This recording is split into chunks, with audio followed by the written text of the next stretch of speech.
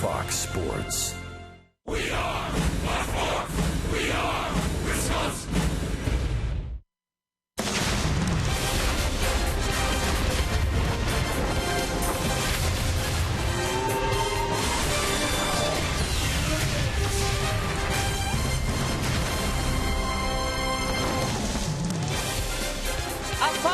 Friday night baseball here at Miller Park in Milwaukee. The final series and final 3 games of the 2015 season coming up between the Brewers and the Cubs. The Cubs are postseason bound. They have already clinched their wild card spot, and the Brewers, looking to get back into contention next season, are looking to follow the same formula that the Cubs have done, relying on young talent. So Craig Counsell said, we know these games mean a lot to the Cubs, but he said these are certainly meaningful games for us on our end as we continue to evaluate our young talent and get them meaningful experiences, hoping that they'll close out their seasons on a good note. You know, I think that the taking a look at guys is really a function of our roster. I mean, we're forced to take a look at guys. So that part's just kind of happened because of who we have, and I think it's been a really good experience for a lot of those guys. I think, you know, they get it out of the way. They take something from it. You know, both good and bad, and things you want to improve on, things you want to do differently. What you didn't expect, what you did expect, you know, how do I have to make some changes, or do I know my stuff works, you know? So it's, you know, that's part of it. That's been part of this month for sure for a bunch of guys. The Brewers will send 3 rookie pitchers to the mound tonight. It will be Peña against the Cubs ace Jake Arrieta. The last time the Brewers saw him, he threw a complete game shutout. Craig Counsell and Jerry Augustine will break down Arrieta's success this season, coming up next.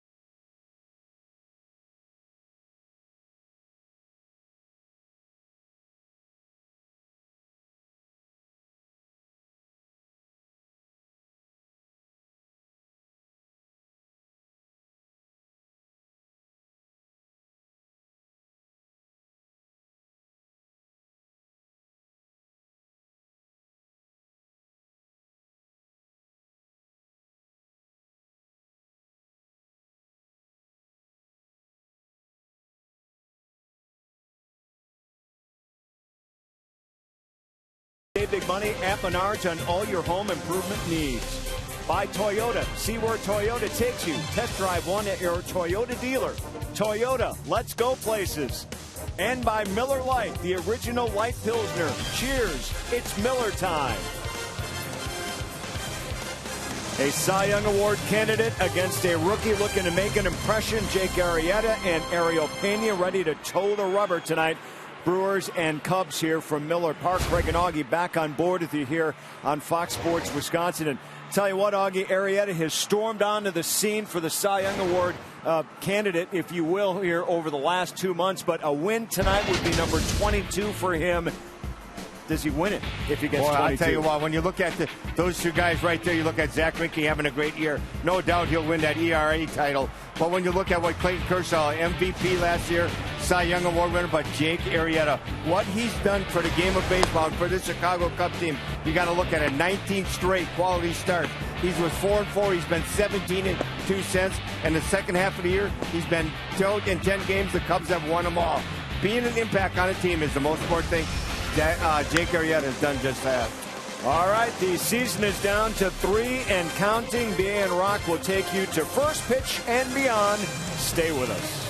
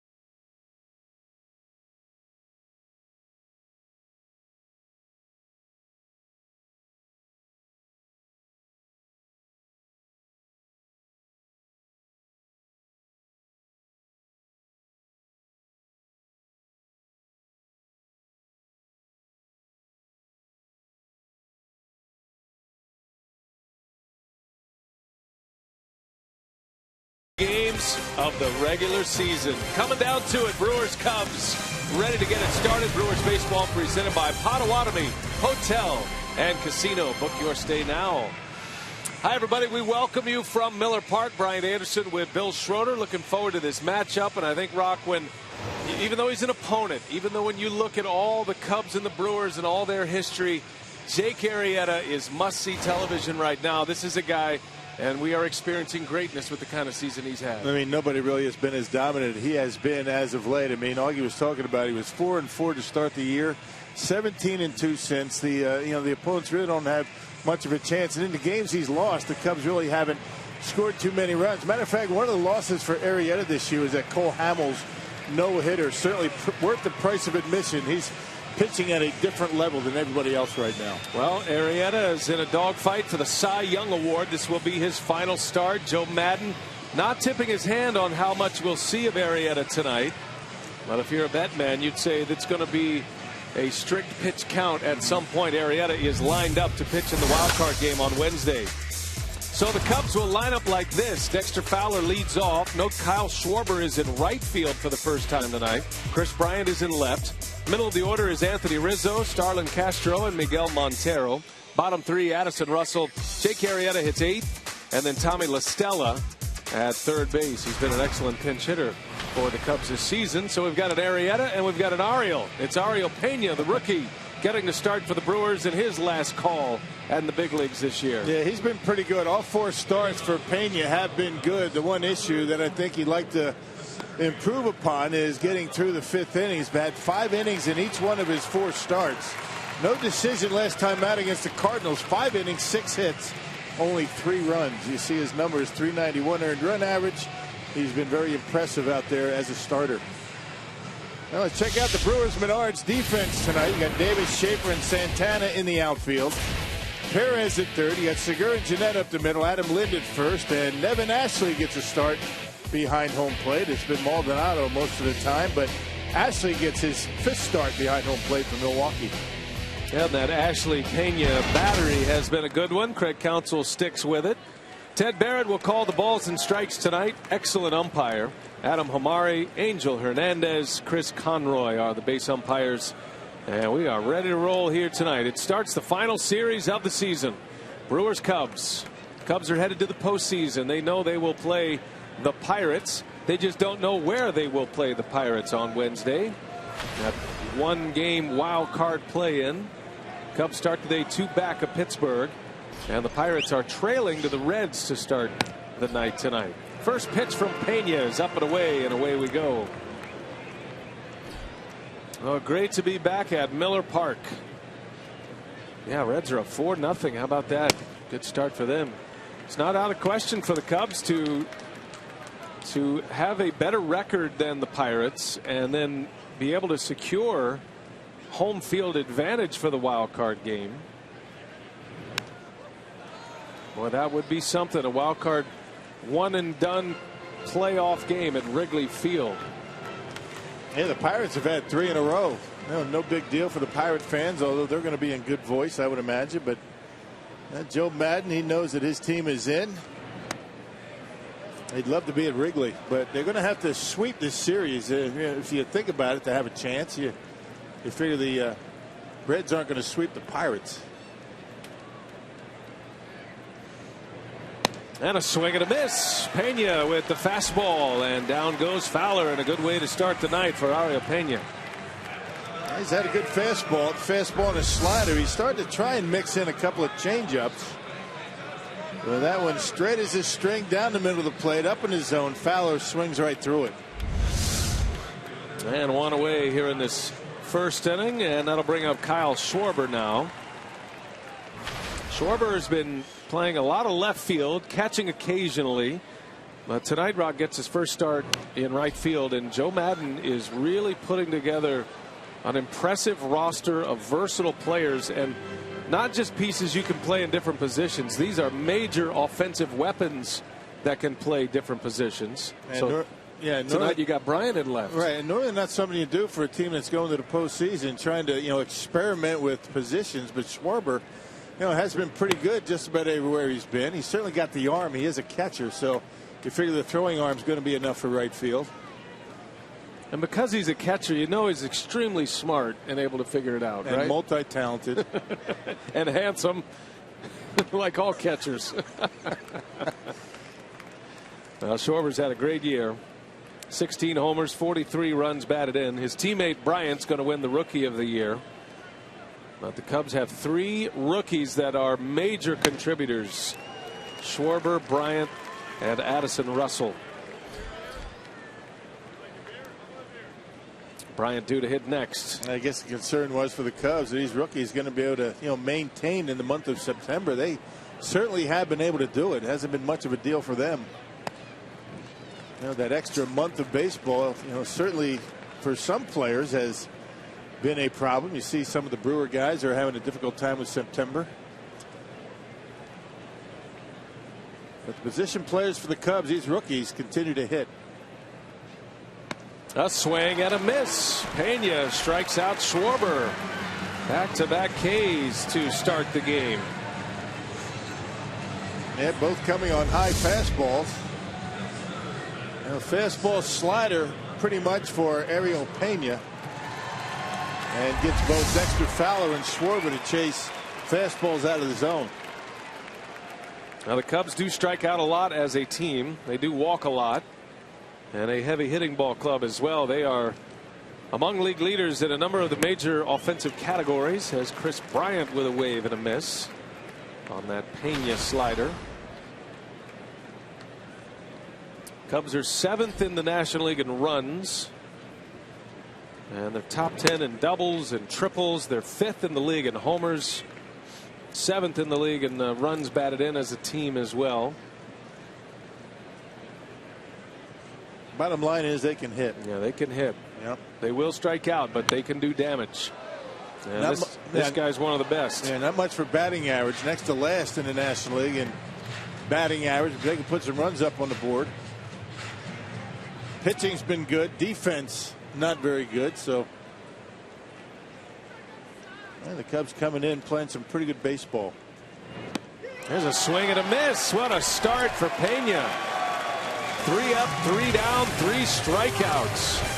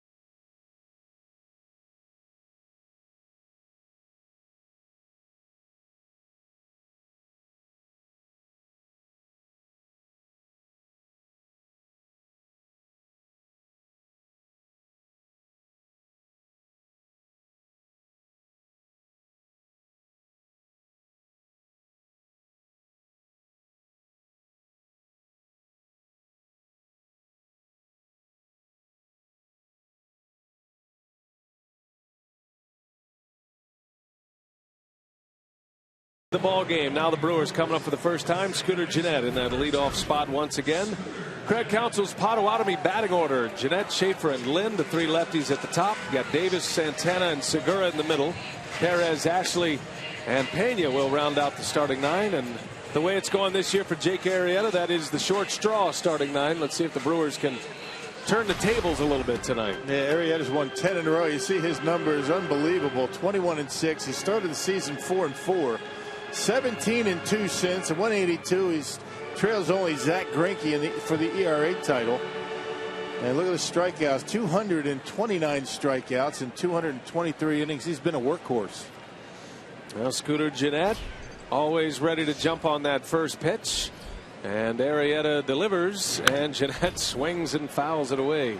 Sometimes you're lucky to get one against Arrieta the way he's pitching this season. Scooter on the last road trip did a pretty good job getting base hits leading off games. On 4 different occasions he had a leadoff hit in his first at bat.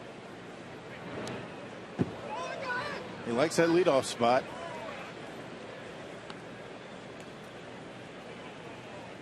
Well, Jake Arrieta comes in with a record of 21-6. One of those 6 losses came at the hands of the Brewers in early May 2nd. That was a 6-1 Milwaukee win. He allowed 4 earned runs in 5 innings in that game. One of his worst starts of the season.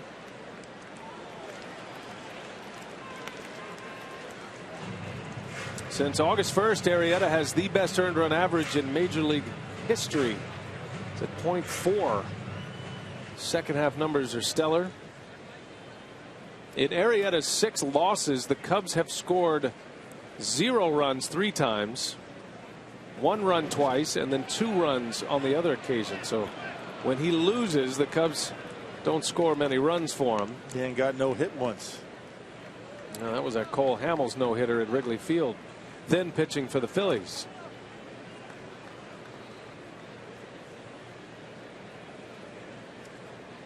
Arrieta's last start was against the Pirates, 7 shutout. Prior to that, he went the distance against the Brewers. As Jeanette turns one around, a base hit. So Scooter does it again after a very impressive road trip where he hit .353. That is a leadoff single against Arrieta. The Brewers with a base runner. Check out the Menards Cubs defense here tonight. Got Chris Bryant in left, Dexter Fowler in center, Kyle Schwarber in right. You got La Stella, Russell, Castro, and Rizzo from third to first. Miguel Montero behind home plate. You see the Cubs have committed the 4th most errors in the National League. They got to tighten that up going into postseason. They've got Kyle Schwarber out in right field for the first time in his big league career. That allows Bryant a chance to play left field. Logan Schaefer looking to put a bunt down. That's a good time for Joe Madden to test it out. Chris Bryant making just his 4th start in left field. Gives La Stella a chance to play third.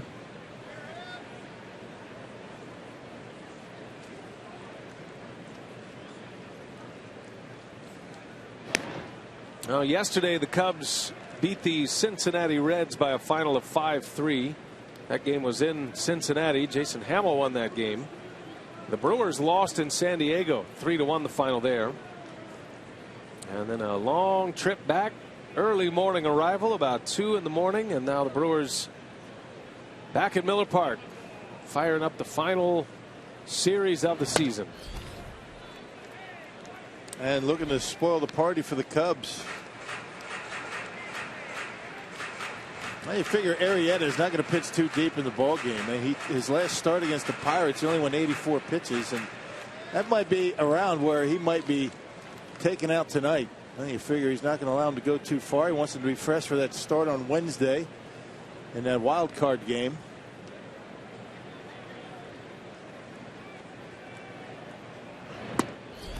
Arrieta does come in with the 2nd best ERA. There's a great debate on who should win the Cy Young Award in the National League. Most feel it's going to be either Arrieta or Greinke. Some of the advanced metrics would put Clayton Kershaw in that grouping as well, with his impressive strikeout numbers. We've seen them all this year, and for my money, Jake Arrieta is the guy. Figure the ballpark he plays in, his status with the Cubs, the pressure on him with the Cubs, and the fact that the Brewers have seen Arrieta a lot more than they've seen the other 2 guys. Haven't seen the Dodgers in a while since the All-Star game, All-Star break, before the break. I don't think there is a wrong answer. I mean, whoever wins the Cy Young Award, whether it's Arrieta or Greinke or Kershaw, the other is going to have a great argument. Clayton Kershaw leads the league in strikeouts. Arrieta leads the league in wins. Greinke leads the league in earned run average. He's at 168. Arrieta comes into play at 182. 3-1 pitch and a broken bat foul. Maybe you'll see a tie for the Cy Young this year. Well, I was thinking about this with the Cardinals back in the Chris Carpenter, Adam Wainwright era when Lincecum was winning Cy Young awards as well. But those two, it felt like they were always in the top 5 in all the major categories, Carpenter and Wainwright. And I felt like they split the votes a lot back then. And I don't know if Greinke's close enough to Kershaw. I guess it all depends on how you evaluate the best pitcher in the league, because Kershaw starts to come into focus when you get into some of the deeper numbers. There goes the runner, a swing and a miss for a strikeout. The throw to second is late. Nobody there. Jeanette is safe, and Russell is asking his manager to take a look at this. Looked like Russell was behind the bag when he took the throw, and Joe Madden on the top step. There you see where the throw is behind the bag. Really can't tell right there. The swipe maybe got him on the jersey, but was Jeanette's foot in there already. This will be a good angle on it. It's got the baseball. coming up with the glove, and that's going to be close. Yeah, I don't know if there's enough there to overturn that. Madden doesn't believe there is, so no challenge here. Interesting way to catch that baseball, though, behind the bag. And was it because he was late, or he intended to do it that way? Looked like he was there. It looks like he just decided to take the throw behind second base, and that's what cost him the out. The subtleties of taking the throw down there, and should have been out had he caught it correctly. Yeah, you're right. Maybe the advantage of a feet first slide.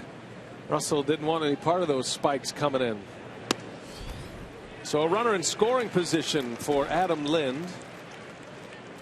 The Brewers know these opportunities against Arrieta this year are rare. Hoping to take advantage of it in the first. Lind's been a good hitter, good clutch hitter this season. 87 runs batted in to go along with his 20 homers. Quickly 0-2 on him. Yeah, you just never know what you're going to get from Arrieta. He's got all 4 pitches. He'll throw it at any time, and he can make some very good hitters look bad up there at the plate. That was a curveball that time. And that start that he made at Wrigley Field, that slider was unhittable. He didn't make one mistake with it.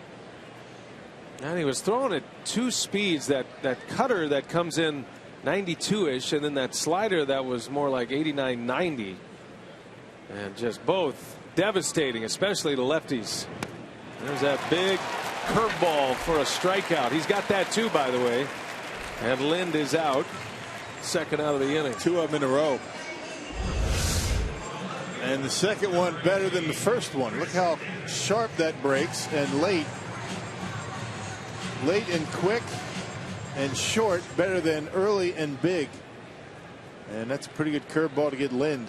Like I said, makes good hitters look bad.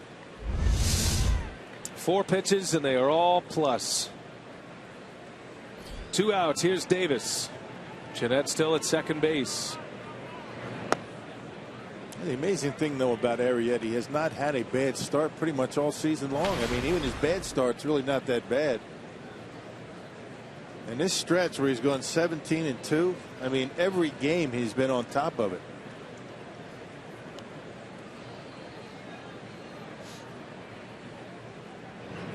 Davis with a big swing. Arrieta challenged him with a fastball.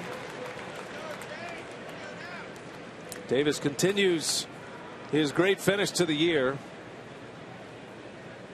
Arrieta's had a great 2 months in August and September. Davis on the other side of the ball has as well. 26 home runs. He's hit 19 homers since August 6th. 1 ball, 1 strike. And Davis takes a strike. Fastball back in there.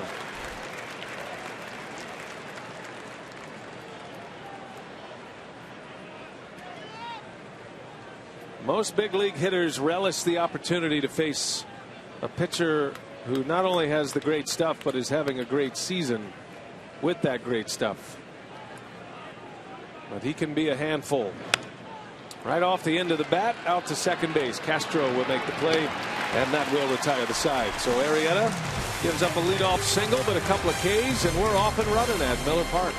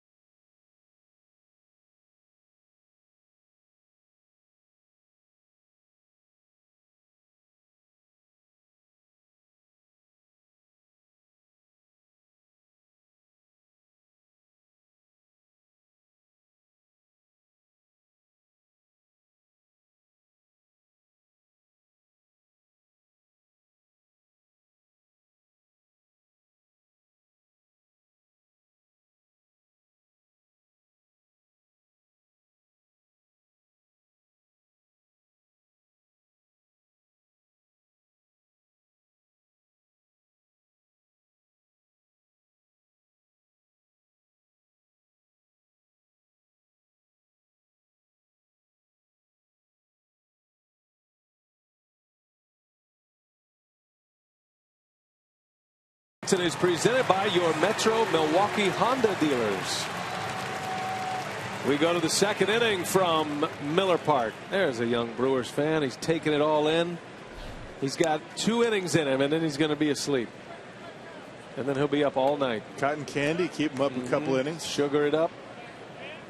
See, he wants his own seat. Big boy right there. That away.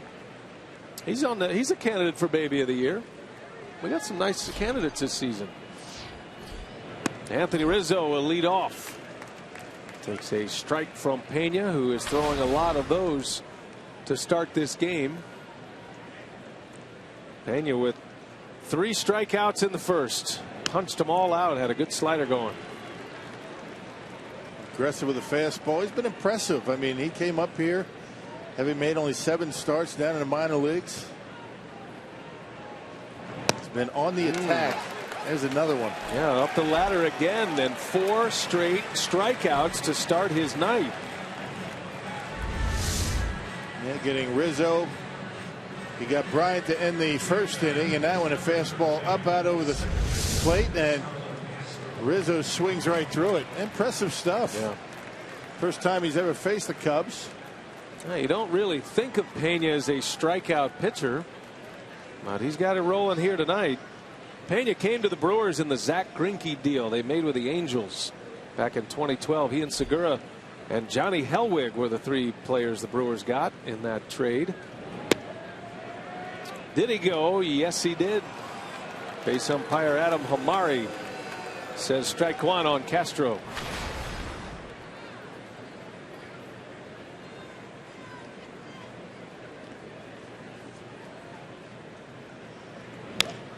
And a bouncing ball right to Perez. Long throw and the first non-strikeout out. 2 up and 2 down for Ariel Peña.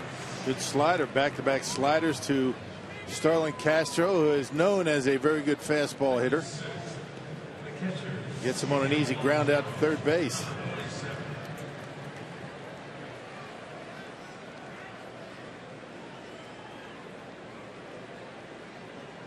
That'll bring up Miguel Montero now. Montero's had a nice year as well. Spent a little time on the disabled list. Had a thumb injury. And has come back. Been the everyday catcher. Cubs carry 3 catchers on their roster. Schwarber, Montero, and David Ross. Ross is usually back there when John Lester is on the mound. The other 2 bring a lot of offense, though, Schwarber and Montero.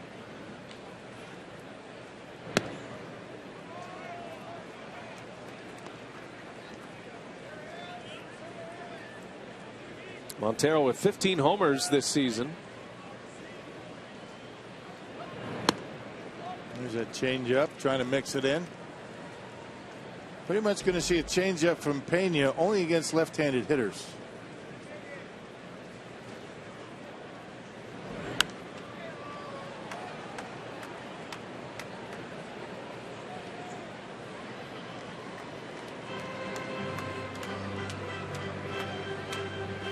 Now Montero is excited to be back in the postseason.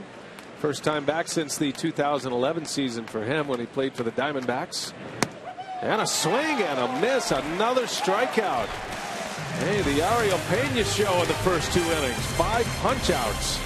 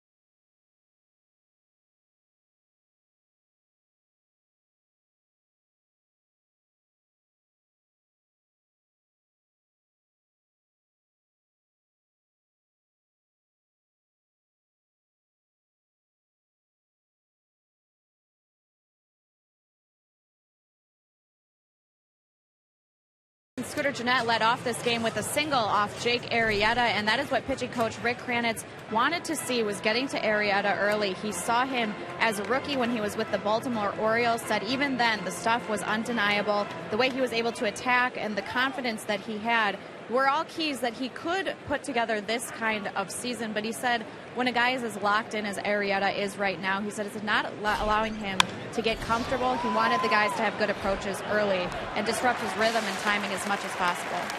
Well, that's the game plan every time out, but it rarely works with Arrieta this year. But you have to think that way, Rock. I mean, you have to go up there ready to hit, and because you're probably not going to get a hittable pitch, and if you do, you have to take advantage of it. And you're not going to walk. 48 walks in 224 innings. I mean, that speaks for itself. So you try and get a good pitch to hit. You hope he makes a mistake, but he hadn't made too many. You know, the one thing you might think about with a normal type pitcher, you might be looking beyond this start and into the postseason, thinking about that start on Wednesday. But when you're a pitcher of the caliber of Jake Arrieta, he doesn't look past any start, and that's why he's got the numbers that he has.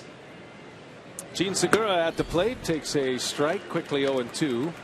That's the other side of not being aggressive. Now, Segura normally is a very aggressive hitter, swings early in the count, and I'm sure he went up there. Santana flew out on the first pitch. It's like, you know what, I'm gonna take a few, and just like that he's down 0-2, and just like that he's down on 3 pitches, a strikeout. That's number 3 for Arrieta. You know, I talked to Ryan Barn early in the season about facing some of the league's best, and I said to him, yeah, you normally get a good pitch to hit at least once in an at bat, and he says not with the good ones. There's sometimes you don't get a good pitch to hit all night. And Segura had a good pitch to hit, but he took it, let it go right down the middle, and then he swings at a curveball out of the strike zone. The great ones won't give you too many to hit. 2 outs for Hernan Perez. And a big curveball from Arrieta. Perez coming off a good road trip. Swung the bat well the last 2 games against the Padres. Had 5 hits in those last 2 games.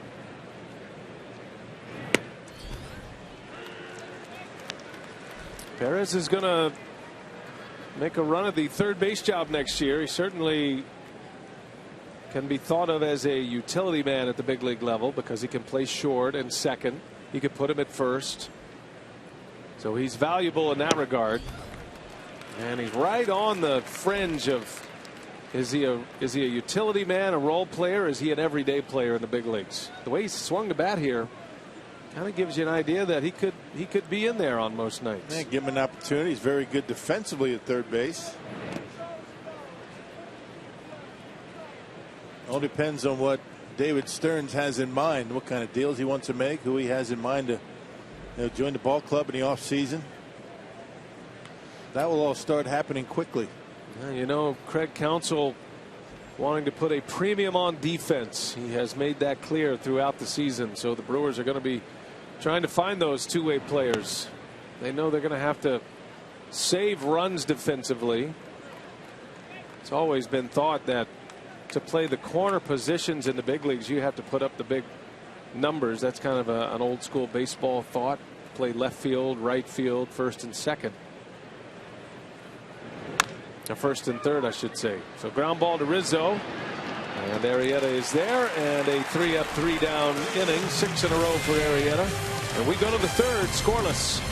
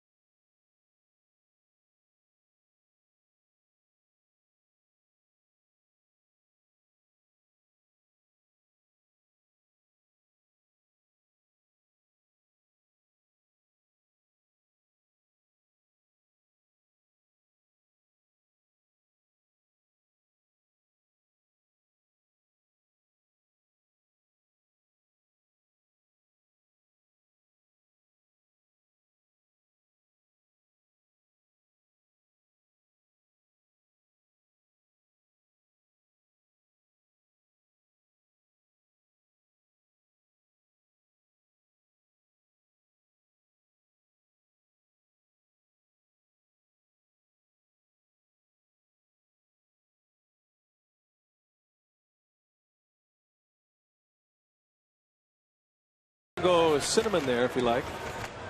That's my call. Ariel Peña, what a start he's off to. Our Columbia St. Mary's worth another look. He has faced 6 batters, Rock. He has 5 strikeouts. Yeah, and a lot of them are fastballs. You got one on a slider. You got Chris Bryant, but fastballs out of the zone. Remember, none of these Cubs hitters have faced him before. So 6 up, 6 down. We'll see how the Cubs make adjustments second time through. And so Peña will face Addison Russell. Talented rookie shortstop of the Cubs. It's another guy that's brought some offense to the picture as well. He is a prime defender defensively. But Russell's hit 13 homers, has 53 runs batted in. Those are solid numbers for a guy playing shortstop. He overtook Starlin Castro as the everyday shortstop for the Cubs. And he launches that one. That's going to hook foul. Flashing some of that power, though. And you think of some of the athleticism that the Cubs have up the middle with Addison Russell and Castro up the middle. That's pretty good. It's a lot of moving around. Russell a little bit more consistent than Castro, but Castro is still able to make that great play. Now, the Oakland Athletics have made a lot of shrewd deals over the years, but you have to question a little bit the move sending Russell to Chicago. And although they picked up a couple of pitchers, Jason Hamill and Jeff Samardzija, they thought those two were going to be able to push him across. It is hard to think you would part with a franchise shortstop, and they always thought he would be that. And he is that in his first year with the Cubs. Looks like he's going to be anyway. Joe Maddon's glad to have him on his side. He's only 21 years of age as well. Yeah, things didn't work out too well for the A's. Last place in their division. And that one's deep. Russell watching this one. Davis looks up, and it is off the top of the wall. Boy, narrowly missing a home run. That'll be a double for Russell. That's the first hit for the Cubs. Yeah, hung a breaking ball up in the zone. Russell pulled one foul earlier in that at bat. Just a little bit out in front, enough to keep it in the ballpark. Check it out. That's that slider that stayed right down the middle of the plate. Russell thinks he got all of it, but did not. Right off the top of the wall. Davis plays it well. He's in with a leadoff double. So one interesting thing about Miller Park, a lot of people forget, is that even though the alleys are short, and it's definitely a hitter-friendly power alley in right center and left center, the lines are pretty deep, especially down the left field line. So the pitcher, Arrieta, will bat. He's batting in that 8th spot, and that's on the ground. Picked up by Perez. Nice play. And Arrieta is retired for the first out. Yeah, good base running by Russell to get back. Hey, tonight's Tavern of the Game winner, Slugger's Bar in Sturgeon Bay. Slugger's Sports Bar in Sturgeon Bay. If they call the Brewers in the next 24 hours, they get 40 Miller Lite beer pen tickets to a Brewers home game in April or May. That says Wild Rose, doesn't it? It says Sturgeon Bay on the card. Well, Sluggers, call us and tell us where you're at.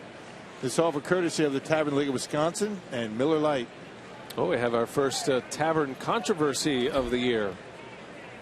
We made it all the way to October before the first one. Here's Tommy La Stella. La Stella's been an excellent pinch hitter for Joe Maddon this year. He gets a start at third base. See those numbers, 2 for 2. Those were both pinch hit appearances by La Stella in the last series.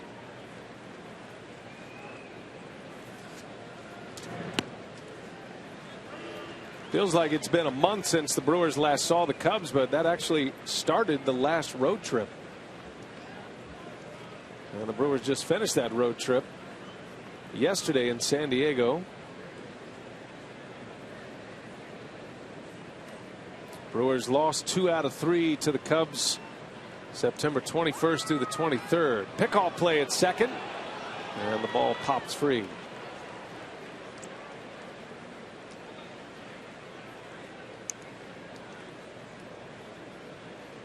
A little interesting that the Cubs didn't have Arrieta bunting, advancing Russell over to third base. Adams swinging away. Not able to advance the base runner. Doesn't do things by the book all the time. Joe Maddon. Usually opposite of the book. 1 ball, 1 strike. And La Stella fouls it away. Cubs can't lay off that high fastball. It's in a perfect spot. If you think about Peña's slider, and then he combines it with his fastball. So if you stop those pitches halfway to the plate, they're in the same spot. They're on the same plane. Fastball rides up, slider breaks down, and you're getting a lot of swings and misses at a pitch that the Cubs think is in the strike zone. Well, and again, they've never seen him before. That helps him too, at least early on. A ground ball foul. But as we have seen, big league hitters make adjustments quickly.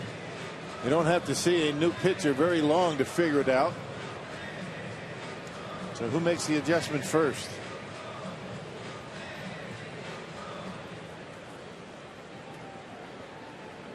La Stella on Tuesday had his first game-winning RBI of the season against Cincinnati.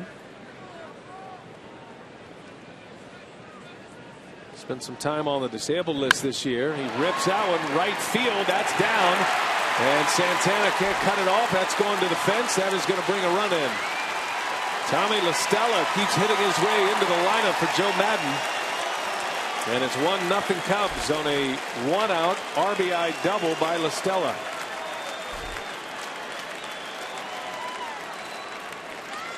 Well, made a mistake with a breaking ball once again. I think it was a breaking pitch. No, fastball. Fastball is supposed to be away.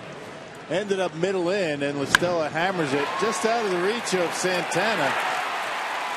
Run probably would have scored anyway, but had Santana been able to grab it before it got to the wall, might have been able to hold La Stella to a single. So a runner at second with 1 out. And a run is in for the Cubs. Top of the order. Here's Fowler. Takes a strike.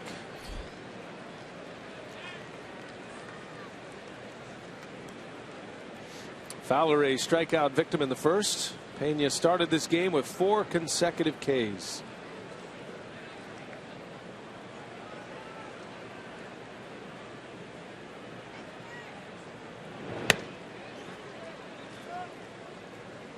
Fastball is coming in about 90 to 92, and Nevin Ashley is making that glove pop pretty good tonight. Making him sound a lot faster than that. That's what every pitcher wants. Yeah. Even if it's not true. Make it sound like it's coming in fast. Just barely put that glove in the mitt. Hold it nice and loose. That's how you get that big pop when you catch that fastball. Now Nevin enjoying the playing time when he gets it. Long time minor leaguer. A decade in the minor leagues. Getting a chance to catch in the big leagues for the first time in his career at age 31. 2 balls and a strike on Fowler. In there, a strike. A little changeup fluttered in. 2-2 the count.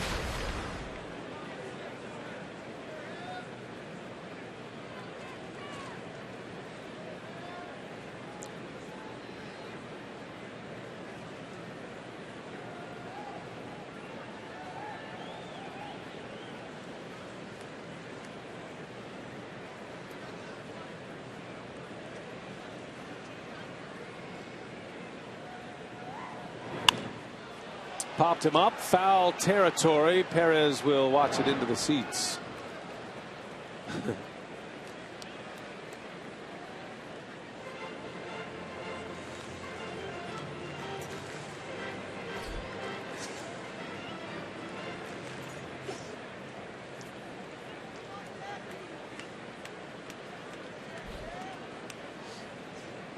Peña with 1 away. Cubs have a run in after Peña retired the first 6. A couple of doubles in this inning.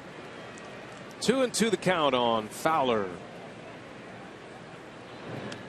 And he missed inside. That gets by Ashley. Over to third base goes La Stella. It might have been a cross-up right there. Actually, not sure, how they put the glove down. I think he was expecting a fastball, got a slider. Watch the way he goes after it. Yeah, maybe not. Maybe just gets through him. And slider down in the dirt, right through the wickets. Yep, and was still able to get to third base. Yeah, those are the kind that drive catchers crazy. That belongs on Peña's wild pitch line, but that's certainly one that any catcher should make. Yep. So runner at third, infield end. 3-2 the count. And Fowler takes low, ball 4. First and third now, and Schwarber is coming up.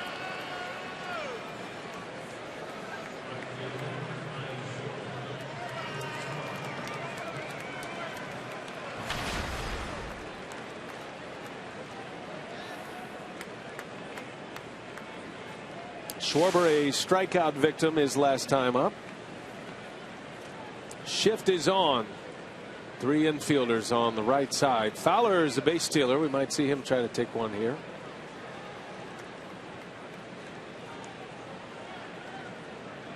One out. Cubs have a run in the third. And Schwarber with a big swing. Peña had been a reliever most of the year at AAA, but they put him into the rotation in late July at AAA Colorado Springs. He made 7 starts. His last 7 games in AAA were all starts. But he was not a guy that would last long in those games. Book on him is that third pitch needs a lot of work, and that's why he's trended more towards a reliever than a starting pitcher. But they wanted to get a good look at him this year, and in those 7 starts he pitched pretty well in the rotation for Colorado Springs. Had a 2.37 ERA as a starting pitcher. And he's been trying to work that changeup in. That's that third pitch that you're talking about, either the changeup or the curveball. Ideally both for a starting pitcher, but as a reliever you can get by with that big fastball and a slider. Not too much as a starter. You're used to the idea of working on things in the minor leagues. It's a little different story with big league hitters. And he's trying to get the feel for that changeup. Well, Craig Counsell was talking about how important and how good this month of September is for a lot of these young players, pitchers and hitters alike, trying to figure out for these guys on their own what works at the major league level. What do I have to do? What adjustments do I have to make? It's a good month for the organization to allow these guys to do that. Nobody wants to be in this position, but when you're in a position like the Brewers are in, you got to take advantage of it, because they are getting a leg up with a lot of their young players.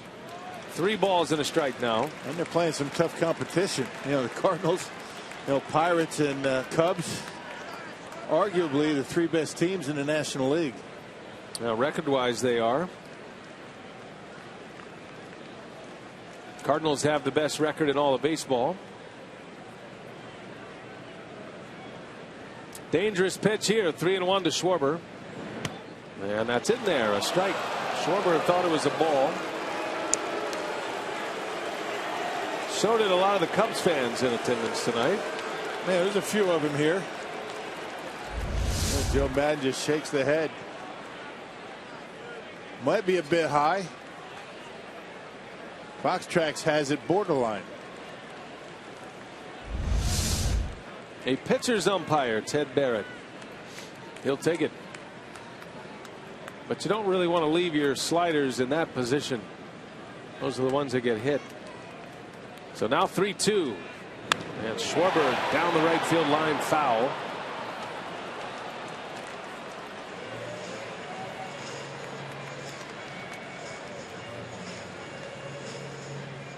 Man, slider is starting to hang a little bit for Peña. First couple innings looked pretty good. He was able to get it down and away. He's left a few up in his zone. Hoping to get a ground ball out of Schwarber. Cubs have him at the corners with 1 out. Peña from the stretch, and a little half swing foul.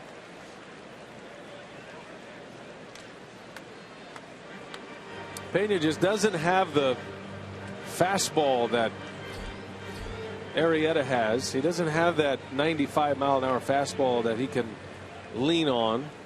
Still needs it, but hitters don't have to worry about the extreme velocity.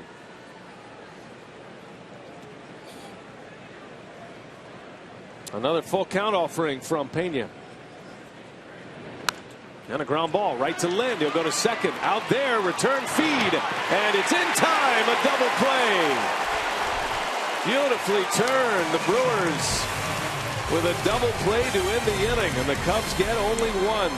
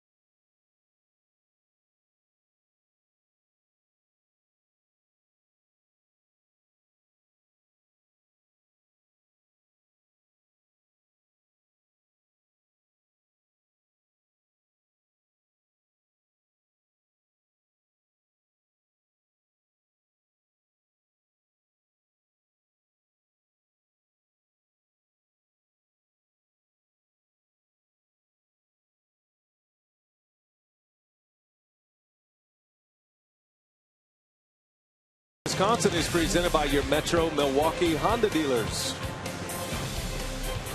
Roof is closed on a cool Friday night at Miller Park. 1-0 Cubs. They just took the lead, just scored on an RBI double by Tommy La Stella. Brian Anderson with Bill Schroeder, and we are joined now by Doug Melvin. And great to have you with us, Doug. And thanks, Brian. We are so anxious to chat with you. There's been so much transpire with the organization, but this is an interesting night because I was thinking about you earlier today with Ariel Peña on the mound and that Zach Greinke deal in 2012, and you've got two of the three that are on the field here tonight in Segura and Ariel Peña. What does that mean for you, a guy who is the author of that trade? Yeah, well, you know, our guys have done a great job on the pro scouting side, and looking at the players that we brought up here from this July's trade deadline. I need a roster. I'm the general manager, and I need a roster. And that's so, but. Yeah, so David Stern's going to have a good opportunity to get to know all of these new young players and that. But going back to the Zach Greinke trade, you know, we were involved with a couple ball clubs, and you know, I was talking about it today. I said almost every player that we had traded for became an all-star the next year, as far back as Francisco Cordero, to Carlos Lee, to Gene Segura, to Greinke, to Carlos Gomez. They were all an all-star the next year after they were traded for. So.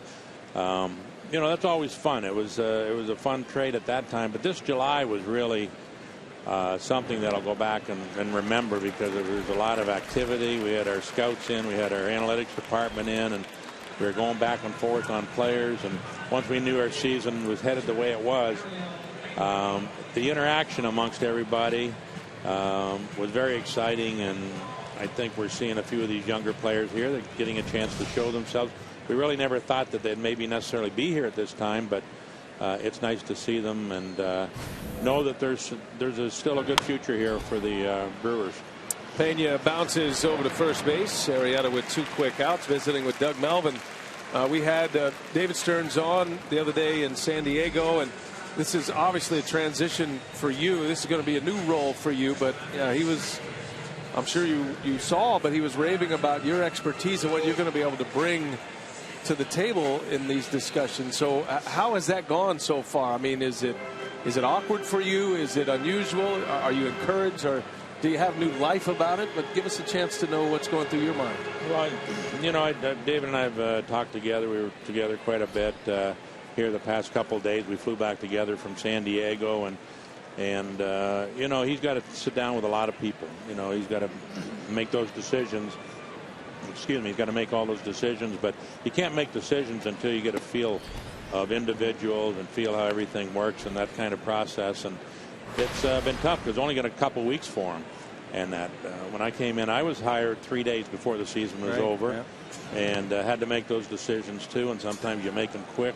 And he just wants to make sure that he talks to everybody, studies the organization, and from that standpoint, I'm here to offer any advice. But I got to back off. My feeling is back off and let David build a relationship with Craig Counsell. That's going to be extremely important as the Brewers move forward. And I'm here to help whatever way they want me, whether Craig wants me to help along with David. And I'm here to offer advice. You know, I got 20 years as a general manager. It has changed over the past 20 years. Right, a little bit, right? In that regard. But I still enjoy the player development, the scouting, the activity that goes on. And I'm here to share all that information with them. Visiting with Doug Melvin. Can you stay another half inning? All right, Doug's going to come back. We'll have a chat. We'll watch Peña try to go toe-to-toe with Jake Arrieta.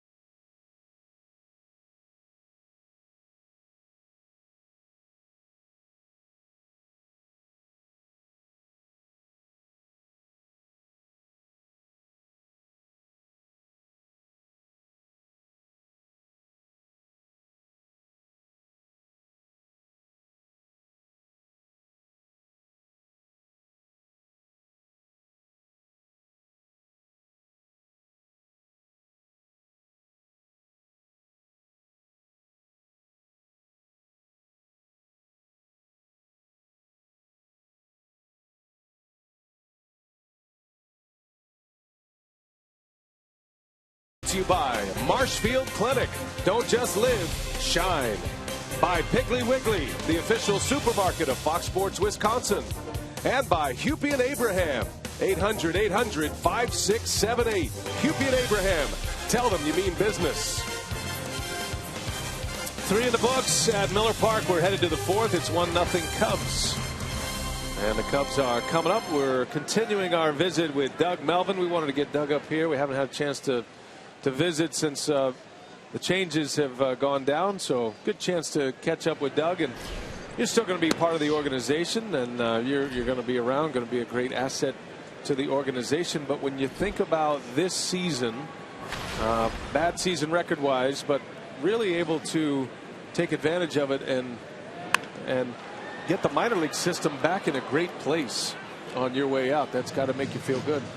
Yeah, and you know, Ray Montgomery's in now as our scouting director here. And you know, after the 2008 season, we lost Jack Zarinzik, we lost Tommy Allison, a cross-checker, Bobby Heck, a cross-checker, and Ray Montgomery left. We lost 3 cross-checkers that went on to become scouting directors, and Jack Zarinzik left to go to become the general manager of Seattle. So our amateur scouting there, they've done a wonderful job, but when Bruce Side came in, they did have to try to rebuild it a little bit. And sometimes that takes a little bit of time, 2 or 3 years in that regard. But they're back at it. They got some good young players coming. I was just down in the instructional league and saw Gilbert Lara and Trent Clark, and Monty Harrison is hurt right now. Jake Gatewood, some of the younger players that are down there. Ponce from this year's draft is really lighting it up. He struck out Puig the other day on a rehab assignment with a 98-mile-an-hour fastball. Scooter Jeanette on the shift will take care of Bryant for out number 1. So there's a lot of good young players to talk about. They are young, too. They're very young. I don't think people should sit there and expect them to be here next year or the following year. But they're young players, but they do have a chance to be very good ball players once they finish up the development process. As you sit here, Doug, the final series of the season, what's going through your mind right now? Yeah. I mean, tell us what is going through the mind of Doug Melvin as you sit here last 3 games. Well, just disappointment from this year and the end of last year. Somebody asked me, I said, as disappointed as I am this year, I'm probably more disappointed last year when we were in first place, 152 games and that. So that disappointment has set in. But then also I look back at 12 years ago when I took this job, and we were drawing 1.7 million people, and at the press conference I told people that I had to make the club more popular than the sausage race. And I don't know if Have you done that? I'm not sure, right? Yeah, I haven't accomplished that one yet, but I look back and these fans are great. Look at the crowd tonight. I know they're Cub fans, but there was a period where Cub fans weren't showing up here too. Well, they're spending money here, though. We know, right? Yeah. But I look back and as Rizzo is going to send one out of here. That's a no-doubter. Rizzo launches one for the second Cubs run. His 31st home run of the season. RBI number 97. And Rock, when he hits them like that, even when he doesn't quite barrel them up, they still go out. Man, incredible power. I mean, he sits right on top of home plate, and he has the unique ability to be able to not only barrel it up, but keep it fair. I mean, you don't see too many guys be able to do that, stand that close to home plate and drive a ball like that. As you mentioned, when he gets that good backspin, they're going to go. They just seem to not want to, come down. Kind of the old Prince Fielder days. Yeah, I know. You look back and you can remember. I remember those days. I remember Prince Fielder hit a big home run off Tom Gordon against the Phillies, and in the playoffs when Niger got the hit and Gomez scored. Those things are huge memories to have, and we want to get back to that. We have a great ballpark, we have great fan base, we got a new general manager. I'm at ease with this decision, and I just think it was time for my own self personally, and to turn it over to someone else, and that because Mark inherited me, and I'm here for 12 years, a lot of times you get inherited as a general manager, you don't last that long, but I feel that there's been a lot of positives here. That's a line shot into left center. Starlin Castro and a one-hopper off the fence. Castro into second base with a one-out double. Yeah, I see a lot of positives here. A younger one like Chris Davis, who's still, the year he's having and coming back, and feel good about that. And the younger kids we got in the trade, and Santana and Zach Davies, and so there's a lot of positives. But if you look back to that series with Arizona was probably a big highlight, and then the CC, the 2008, 2011. CC took the ball every 3 days, and 3 days rest, and took the ball and carried the team on his shoulders. Right. And those were very exciting times, and it's fun to look back on that. I have pictures on my wall at home and in my office, and you'll never forget those. And it's just disappointing the last couple years, but I do think this organization's got a very good chance of getting back into the playoff hunt. Tough division. Right, yeah. We got a tough division in that, but the Corey Harts, the J.J. Hardy, Ricky Weeks, but as it's time for me to move on, we had to move on from that group of players and go out and find a new group of talent that our fans can follow and cheer them on to success. How much are you looking forward to an off season where you're not going to be GM and getting calls morning, noon, and night, all week long? I mean, can you tell us what the Melvin off season is going to be like this year? Could I say I'm looking forward to that a lot? I would imagine.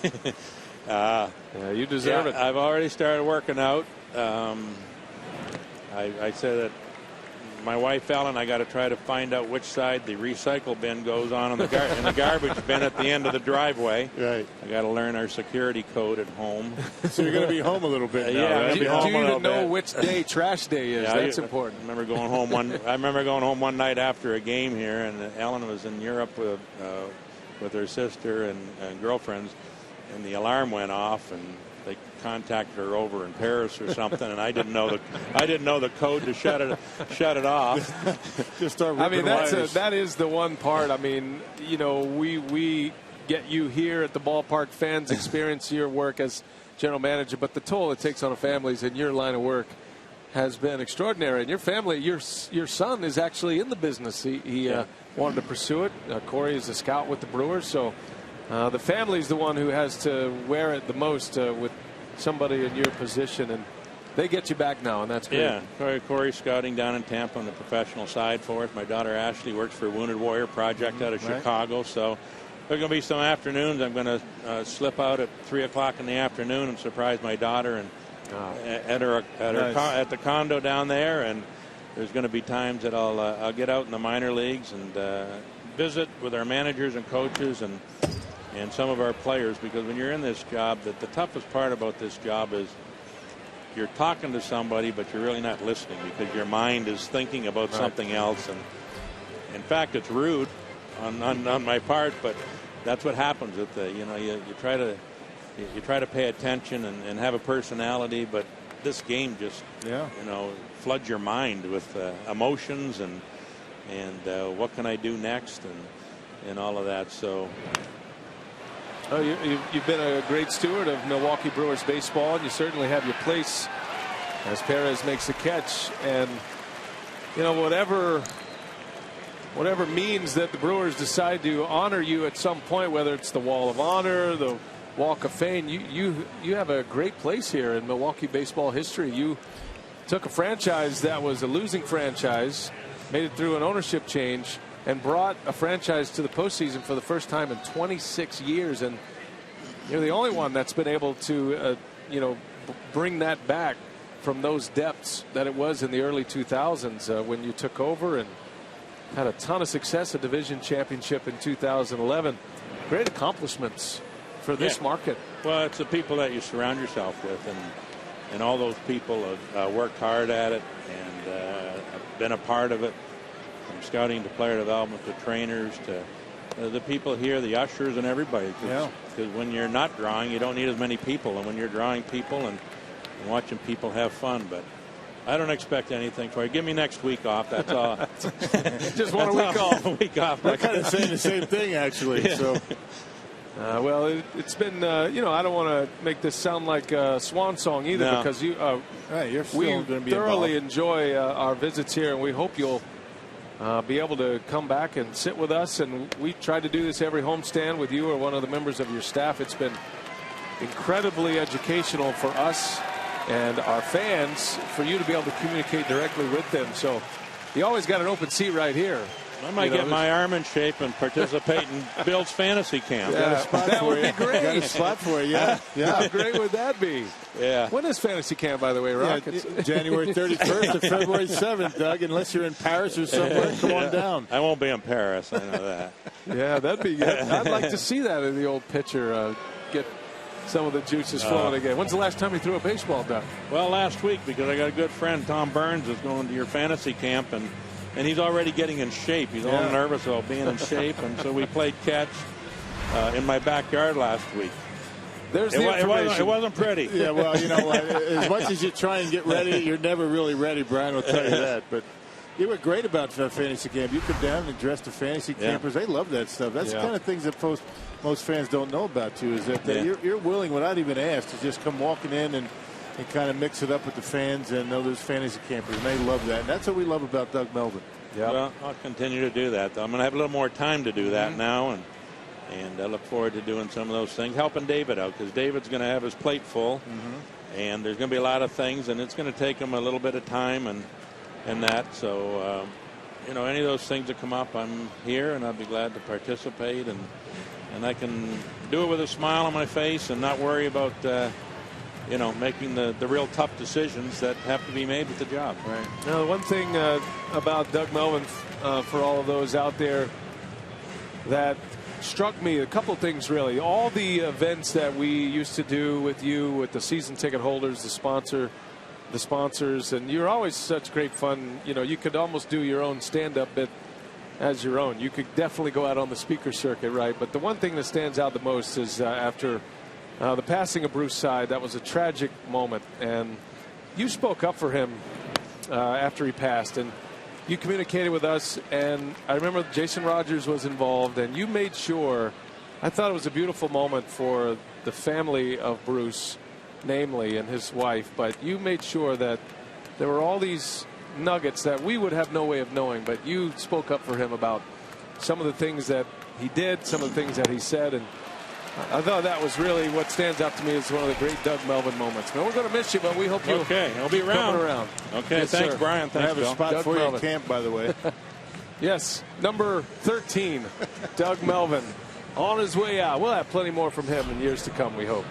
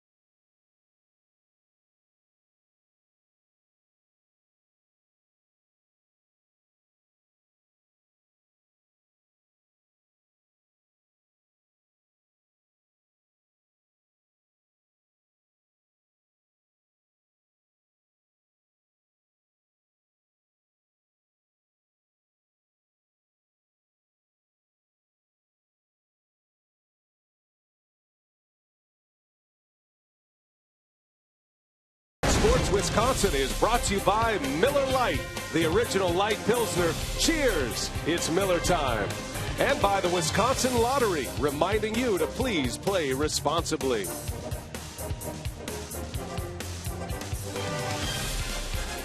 Back at Miller Park, Jake Arrieta and the Cubs have a 2-0 lead over the Brew Crew tonight. Arrieta's working on a one-hitter. And Logan Schaefer takes a strike. Schaefer leads off this fourth inning. Adam Lind to follow, then Chris Davis. Nice visit with Doug Melvin. Good to catch up with him and wanted to hear his thoughts. And that's one guy we haven't heard from since the turnover, the change. And Doug did come on with us when he announced that he was going to be stepping down as acting general manager, going to be in an advisory role. But it's good to just sum it up a little bit. Yeah. Not that he's going anywhere. He's still going to be around, but he deserves his place in Brewers history. And I don't think it can be understated the turnaround this organization was able to have. And it takes a lot of patience. Yeah, combination of Doug Melvin, Mark Atanasio, putting some money into the mix and been good.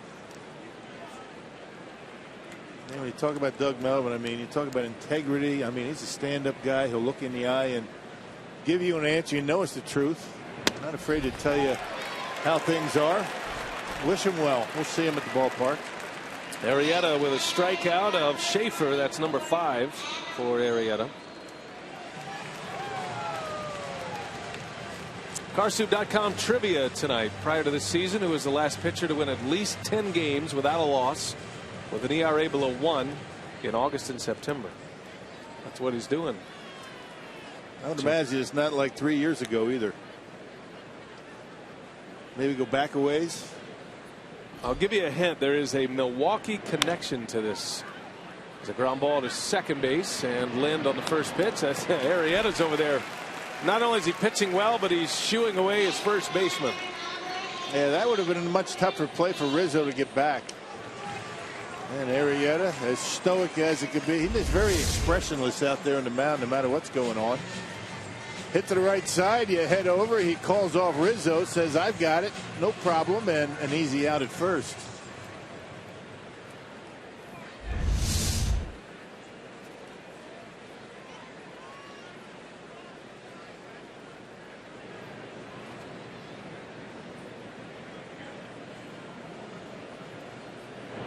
Chris Davis now. I would imagine the leash is pretty short tonight for Arrieta, who's in tune-up mode. Even though the Cubs want to win, they are hoping to catch the Pirates. Try to get home field advantage. Pittsburgh's making a little bit of a comeback against the Reds tonight as Davis into center field, a base hit. So that breaks a string for Arrieta. That's the first hit for Milwaukee since the first batter, Scooter Gennett. 11 straight retired before that single by Davis. Yeah, and one of the few mistakes that Arrieta's made. Something right down the middle of the plate. Davis off the end. Dumps it into center field.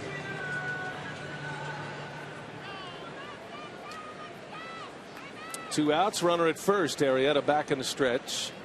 And here is Domingo Santana, who lined out his last time up.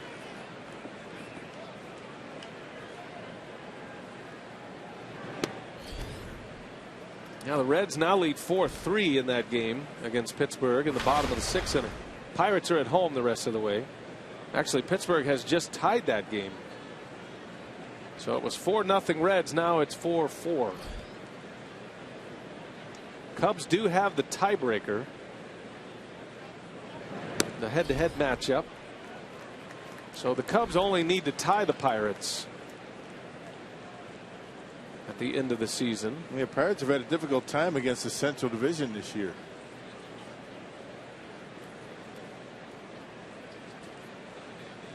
I think Joe Madden would love to have a home game for the wild card game, but I honestly think it does not matter. Yeah, I agree. And Madden has taken a team on the road in the wild card game and won before. The Tampa Bay Rays of 2013. Not only did they win the wild card game, but they had to win a tiebreaker game with the Rangers and then go win a wild card game against the Indians to advance 2 years ago. Yep, always nice to have your leader, your manager, having been through the postseason and been to the World Series, especially when most of your team has not.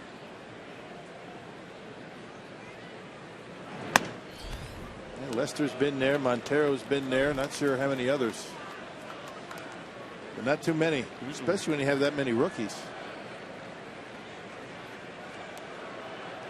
Yeah, hard to be somewhere when you haven't been anywhere. Right.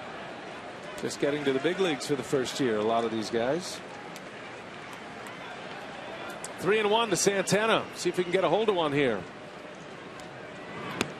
And he threw him a nasty breaking ball. 3-2 the count. Yes. Tried to hold up, couldn't. He was gearing up for that fastball.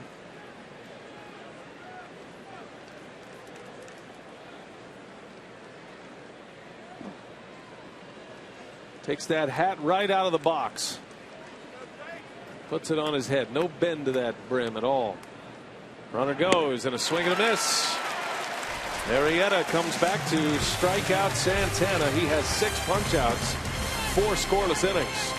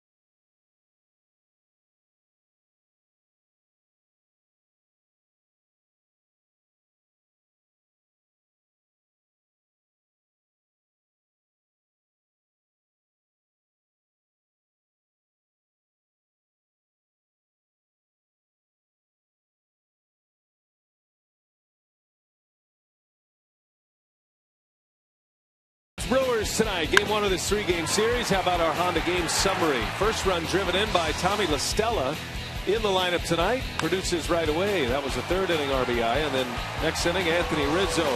Long home run into right center. And Rizzo with his 31st homer of the season.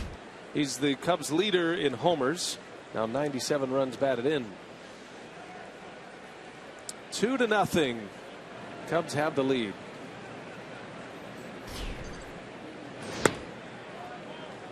And La Stella will lead off for Chicago.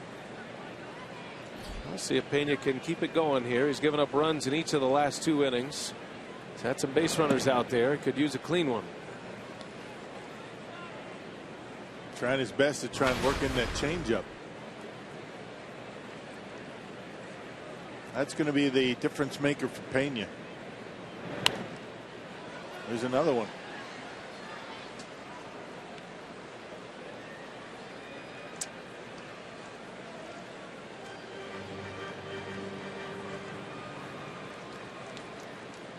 Ariel Peña finally pushing his way to the big leagues this year. He had spent 9 years in the minor leagues. He and Nevin Ashley putting in their time. Ashley 10 years, Peña 9. There's a line shot right center. That's going to split the gap. Schaefer cuts it off and will hold La Stella to a single. This guy could hit. His last 4 at-bats against the Brewers, he has hits. 2 for 2 tonight. Yeah, a couple times coming off the bench at Wrigley Field. They head out to the ballpark one last time this season and join the Brewers at Miller Park as they continue their series with the Chicago Cubs tomorrow night at 6 o'clock before wrapping up the season on Sunday afternoon at 2:10.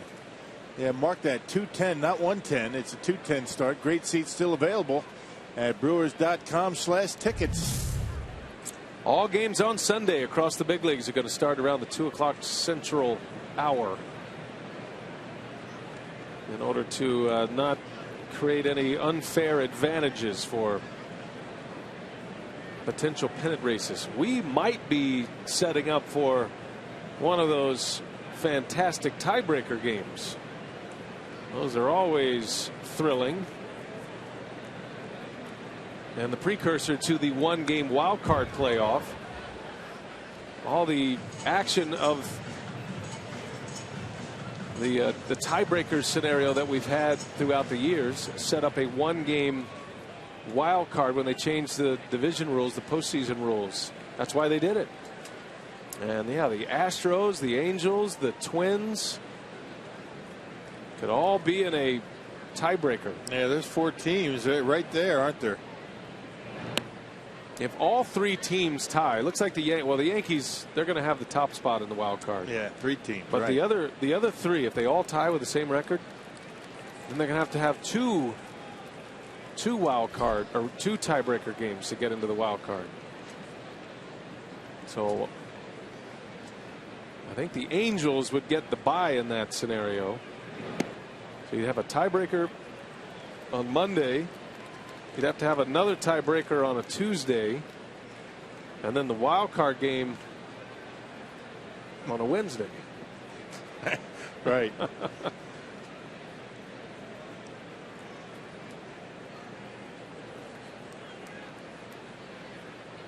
I'm all for it. Baseball every day next week. Sign me up. How great is that second wild card, though? I mean, think about how much more exciting the end of the season is in the American League, as it wouldn't have been that way if there wasn't that second wild card team. Yeah, I think it's great. Not only from the back end of it, because the teams that would normally be there are there, and not too many. It's not an overloaded system. On the front end, you protect division winners. As Fowler flies to left, and the first out. And for me, protecting division winners has always been what the pennant race is all about. Winning the division used to get you straight into the World Series before they started championship series play and then division series play. And this year, protecting division winners that don't even have a better record in the 3rd wild card in the National League Central. So, yeah, I guess, right? Well, the NBA is going to change their rules this year. They're going to just seed them by records. And I don't like that idea for baseball because I do think you're a product. I think you're a product of your division. I think you make moves based on what's happening in your division. I think because you're playing, you know, the schedule's unbalanced. So, yes, the Pirates have the second best record in the National League. But you could say they've been pulled by the Cardinals and vice versa. The Cardinals have been pushed by the Pirates more so than any other sport. You make trades based on what's going on in your division. You just heard Doug Melvin talk about the Central Division, and you have to start thinking about your roster in that context. So, yes. So if you're the Dodgers, you just get comfortable. You know you have the division. You don't have to worry about winning anymore for a while. That's right? my point. You can do. It's not that you're not trying to win every game, but you'll do things that you may not do. Right. You may not pitch Greinke and Kershaw. Because is that good for baseball? Is that good to not pitch Greinke in games at the end of the year? I don't know. It's a fair question. As Rizzo, or rather Schwarber, is hit by a pitch. And now Peña might be getting to the end of the line here. The bullpen is active. Peña's had a lot of base runners the last 3 innings now. I think, though, that this 2-10 start on Sunday is baseball's way of maybe eliminating that. You know, if one team wins, say the Minnesota and Houston are going at it, Minnesota has already lost. That doesn't, and Houston has a lead. Right. They don't have to pitch anybody, not to play anybody. And they know they're going to be in. But if you play at the same time, pretty close, all bets are off. You got to keep the foot on the gas. I like that rule. It's a good rule.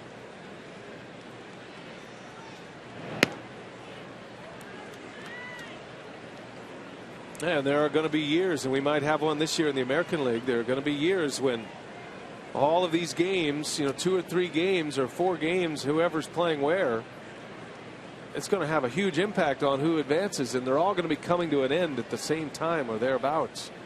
It's going to create a lot of drama. It's fun. Perfect example of what you're talking about. You know, the Kansas City Royals, they have completely taken the foot off the gas on their season. I mean, they're 5-5 in the last 10 games. They know they're going to the postseason. They really don't have much else to play for at this point, except for Hope Field. I mean, that's a big deal. They certainly haven't been playing with the intensity that they would have had it been closer.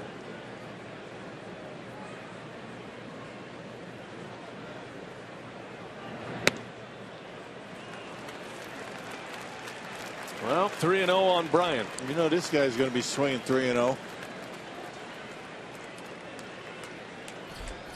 With Rizzo coming up next. First and second, 1 out.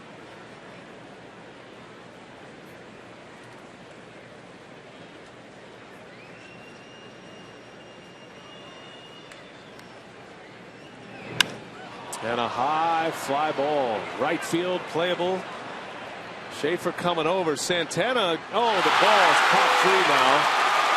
Well, you could see that one from a mile away. Not sure why Santana was so insistent on making a play there. Schaefer was there to call it.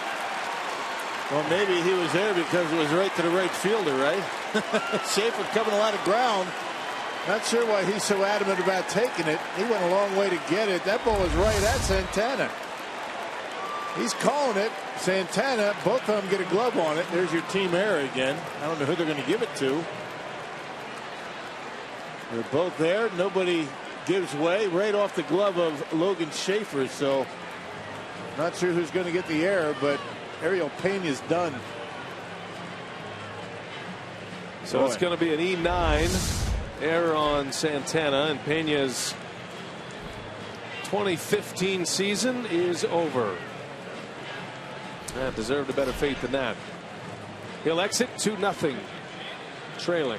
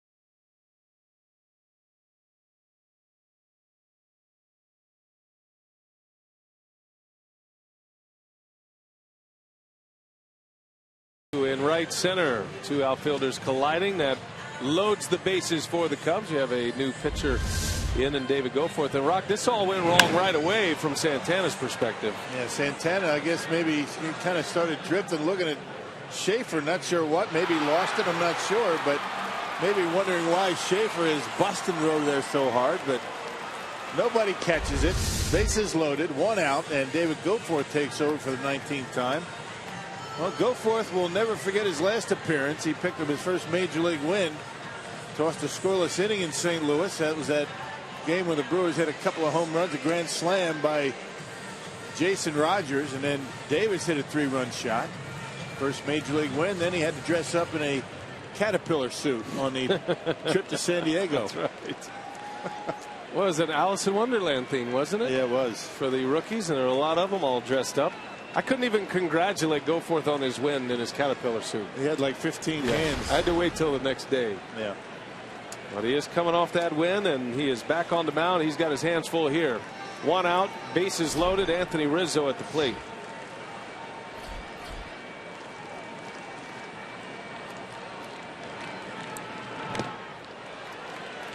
Rizzo hit a long homer in the 4th inning. His 31st of the year. Since 2013, only Giancarlo Stanton has had more homers in the National League than Rizzo. Stanton has 88. Rizzo has 86.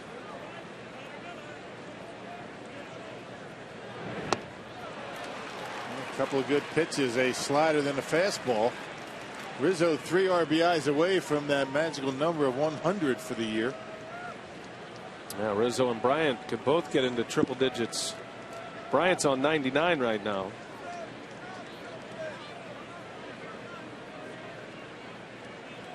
Oh, and 2 the count. Bases loaded, full of Cubs. And a base hit. La Stella will score. And Schwarber is right behind him. He scores. And the Cubs with a 4-0 lead. Anthony Rizzo with an 0-2 2 RBI single. Well, making a mistake. You had some pitches to work with. Fastball up. This was the same pitch that Peña got by him in the 1st inning, or 2nd inning, I should say. Base hit. RBIs number 98 and 99 for Rizzo. 4-0 Cubs, and that's probably going to shorten the night for Jake Arrieta even more. And the more runs the Brewers or the Cubs score, less chance he's going to go deep into this game. 1st and 3rd now for the Cubs with 1 out, and the batter is Castro.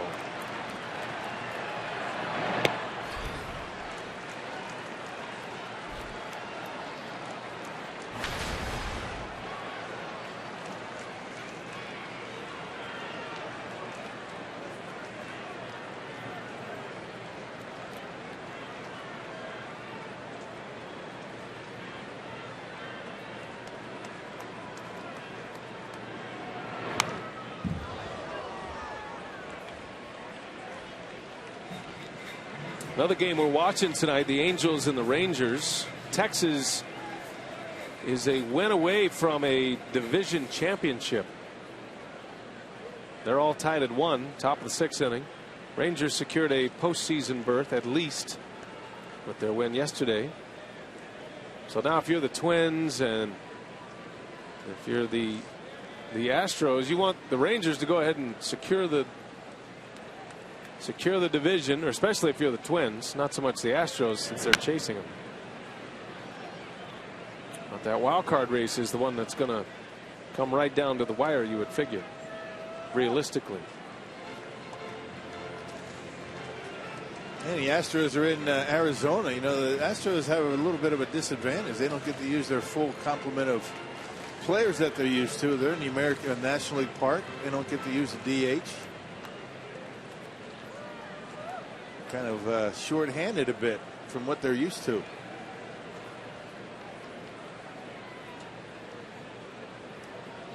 That's the problem with playing interleague every day. A wave and a miss. Castro strikes out for the 2nd out of the inning. First K for Goforth. Doesn't cut down on his swing too much, does he? That's a slider. Castro waves at it, upset with himself.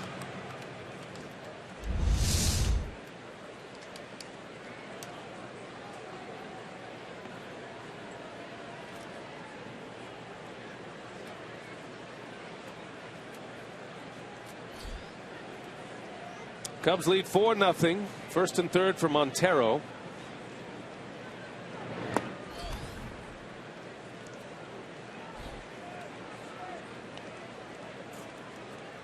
The Houston Astros are in Arizona tonight. They just started. That game is scoreless.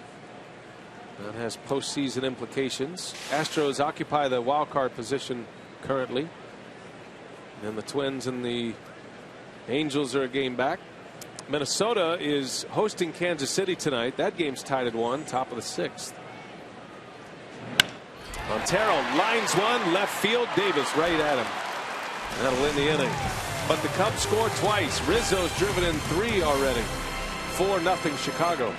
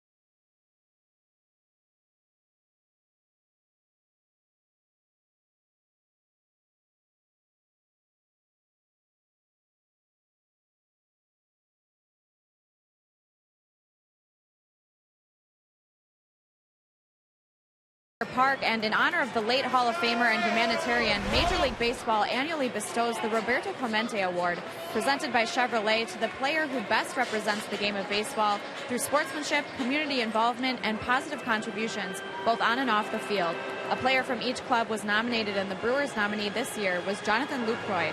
Fan voting and a special selection committee will determine the national winner announced at the World Series. So to vote for Jonathan, you can visit ChevyBaseball.com. All right, Sophia, thanks. A very deserving candidate, and let's hope Jonathan wins. I can't imagine a better candidate than Lucroy. No kidding. Buzz bomb on Segura to start the 5th inning. Arrieta, who has pinpoint command, sending one up and in on Gene Segura. Segura struck out in the 2nd. Arrieta now staked to a 4-0 lead. He's working on a 2-hit shutout through the first 4.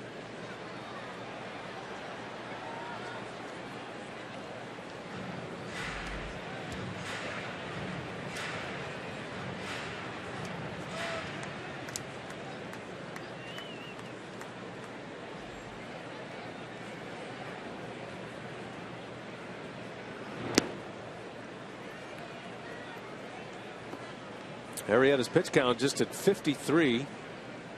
Has been extremely efficient. The best ones usually are, because most hitters against him are up there trying to reach early in counts, trying to be aggressive and get one to hit. They don't want to be wasting good pitches to hit. He gives you one, hack at it, especially fastballs. No sense in waiting around. The deeper he gets into the count, the more difficult it becomes to hit. Because he has 4 pitches that'll throw any time for strikes.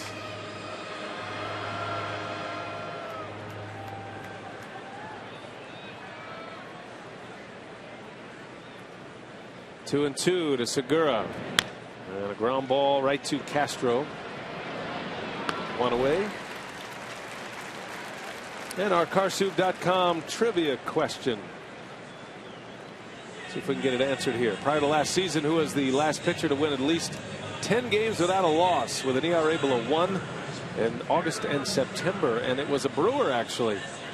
1992, Cal Eldred did it as a member of the Brewers back in the American League days. He was 10-0 with a .95 earned run average. I knew he had a run like that, but I was not aware that his ERA was that low throughout that stretch. Wow. Cal. We saw Cal in St. Louis. Yes, we did. Yeah, he's part of their coaching staff under Mike Matheny.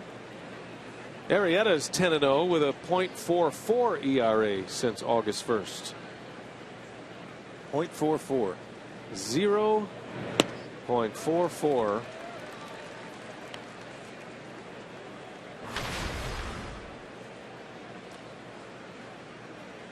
There are mountains of superlatives for Jake Arrieta's season.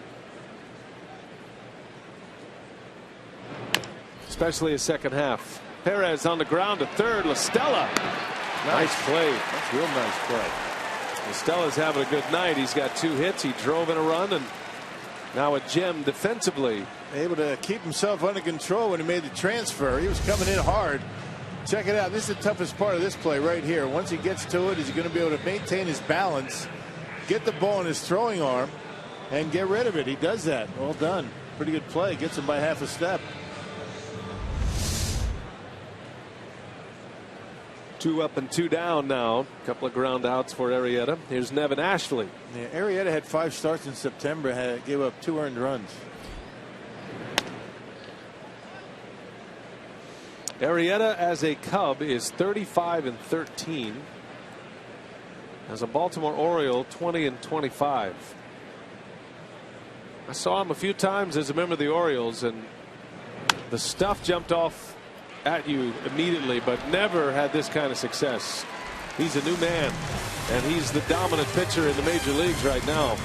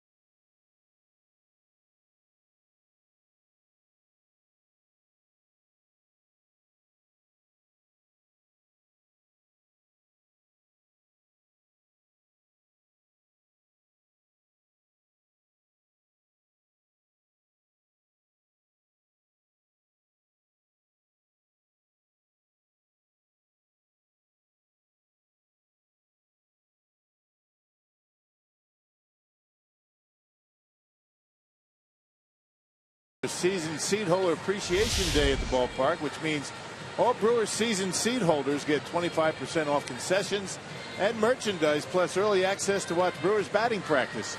Learn how you can enjoy exclusive benefits like this in 2016. Visit Brewers.com/season tickets. Well, our baby of the year race is coming right down to the wire. There's another one. They're all winners. They are. There are no losers in that race, by the way. No. That's a cool little Brewers frog he's sporting right there. Got the Brewers logo on. I haven't seen that one yet. Oh, Rupert would love to get a hold of that. Rupert would be Rock's dog. All right, here we go to the 6th inning. I give that thing 10 minutes before it's all stuff's coming out. Does Rupert really have the jaw strength to break open a teddy bear, Rock? I mean, honestly. Yeah, he has the jaw strength to break open a real bear. He does. Addison Russell leads off for the Cubs. He was glad to see me last night. 3 o'clock in the morning. In what way fired did up. he show his love for you, Rock? Jumping up on me. Oh, is that right? Yeah, wanted me to take him out. 3 o'clock in the morning.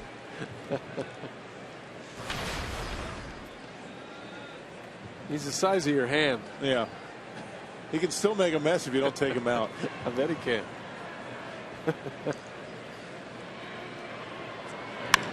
Fly ball, center field, well hit.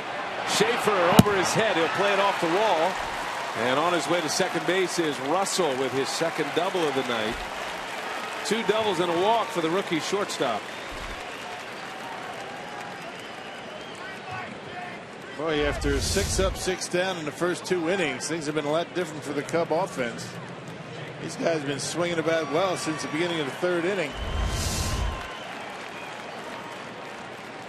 Addison Russell early in the year was hitting 9th. He has continued to climb in that batting order. Yeah, Joe Madden always said, I like developing a hitter in the 9th spot in the National League lineup. The 2nd spot and the 9th spot. I guess Russell's moved out of the developmental stage as a hitter. And now Jake Arrieta, who looks like he went and chopped a tree down and made his own bat before the game. He's got that brawny man look going.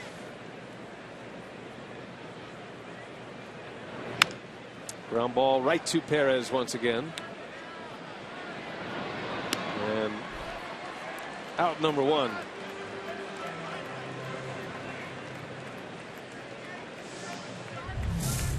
Well, it's now time for you to tweet your strongest fan photo. Use hashtag WisDataStrongFan.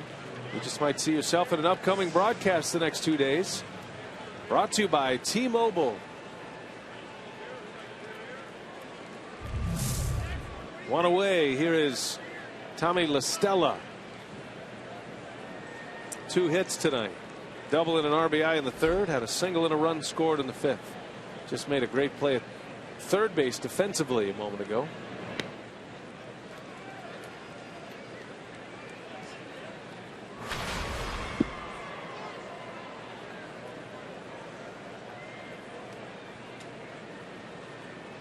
Joe Madden has a good problem to have, but who's going to make up his 25-man roster? Now in the wild card game, you can load up with position players because you don't need your other starters. There's a little flare, and Davis with a running catch. Got a good jump, makes the play. La Stella is retired for the first time tonight. Now you can adjust your roster for each series in the playoffs, wild card, division series, league championship series, and World Series. So yeah, you can load up with position players and bullpen. Well, if you're Joe Madden and you're building a 25-man wild card game roster, and you have Jake Arrieta, how many pitchers do you carry? You know, how many pitchers do you need? That'll determine how many position players are going to make that roster. It's one game, though. One game. Sometimes it takes all hands on deck. I mean, right. you have to carry your regular complement of relievers, I would imagine. Probably carry a long guy, you know, one of your starters to be your long guy in case something happens, an injury or something like that. And then once you go into the division series, if you make it that far, that's when the rosters start to look more normal, where you'll carry 11, 12 pitchers, 7 or 8 in the bullpen, and then your 4-man rotation. You don't need a 5-man rotation in the postseason. Sometimes you can get away with 3, but typically it's 4. Yeah, Cubs are looking pretty good the first 2, but the 3 and 4 a little bit of a question mark. Yeah, well, Jason Hamill won yesterday. That was a big win for him. He won his 10th game. He beat the Reds yesterday. And he's up for one of those spots. Travis Wood Kyle Hendricks.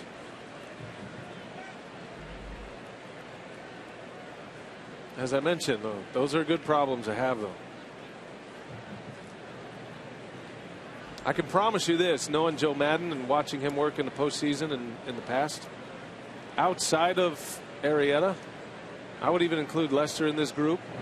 There are going to be a lot of quick hooks. Fowler with a base hit, and Russell on his way in, and the Cubs have added to their lead. That is a 2-out RBI single by Dexter Fowler, and it's 5-0 Chicago. Yeah, leadoff double, and it looked like Goforth was going to be able to get out of it. Got a couple of guys out, and then on a 2-strike pitch, it gives up a base hit to Fowler. It was an 0-2 pitch to Rizzo. He got a base hit with the bases loaded, drove in a couple of runs, and that was a 1-2 count to Dexter Fowler.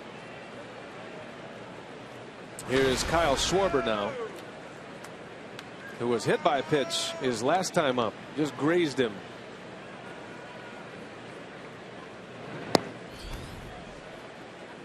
I guess a week ago you'd say the Cardinals had the best rotation in the National League as far as the playoffs go, right? But you know, now that Martinez is out, Walker's not throwing the baseball very well. Yeah, neither is Lance Lynn, really. Right. So you got Lackey and Garcia at the top of their rotation.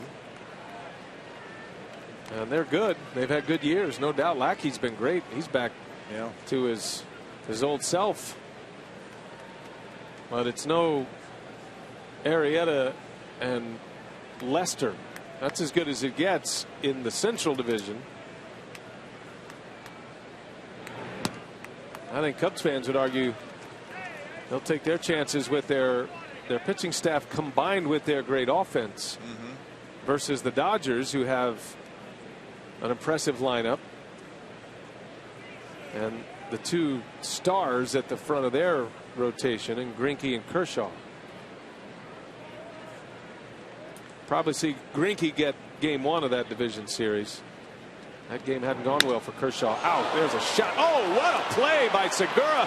And he hits the base runner who is standing on the bag. That ball gets all the way down to the rail. Fowler will stop at third base. That was a incredible play by Segura, but trying to throw off the seat of his pants, he hit Schwarber. That'll be a base hit in air, unfortunately, on Segura. Wow. And he hit Fowler right on the top of the head with a throw. Goes into foul ground. Fowler ends up at third base. Well, this is a great play. Look at Segura. If he's able to make this throw, Fowler gets it. I think it's on the head, on the helmet. Not sure. Maybe it got him on the neck.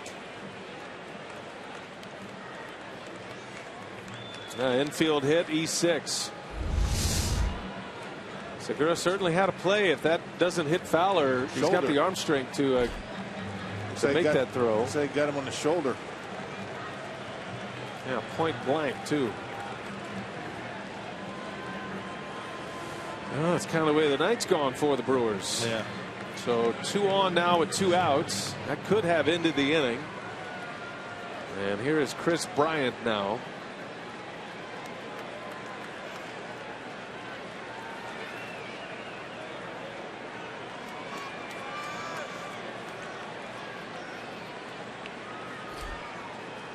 Bryant with runners at second and third. And a pop-up infield. Who wants it? Perez will make the call, and he's got it to end the inning. Good work by Goforth, getting Bryant in a tough spot. But the Cubs add to their lead. It's now 5-0.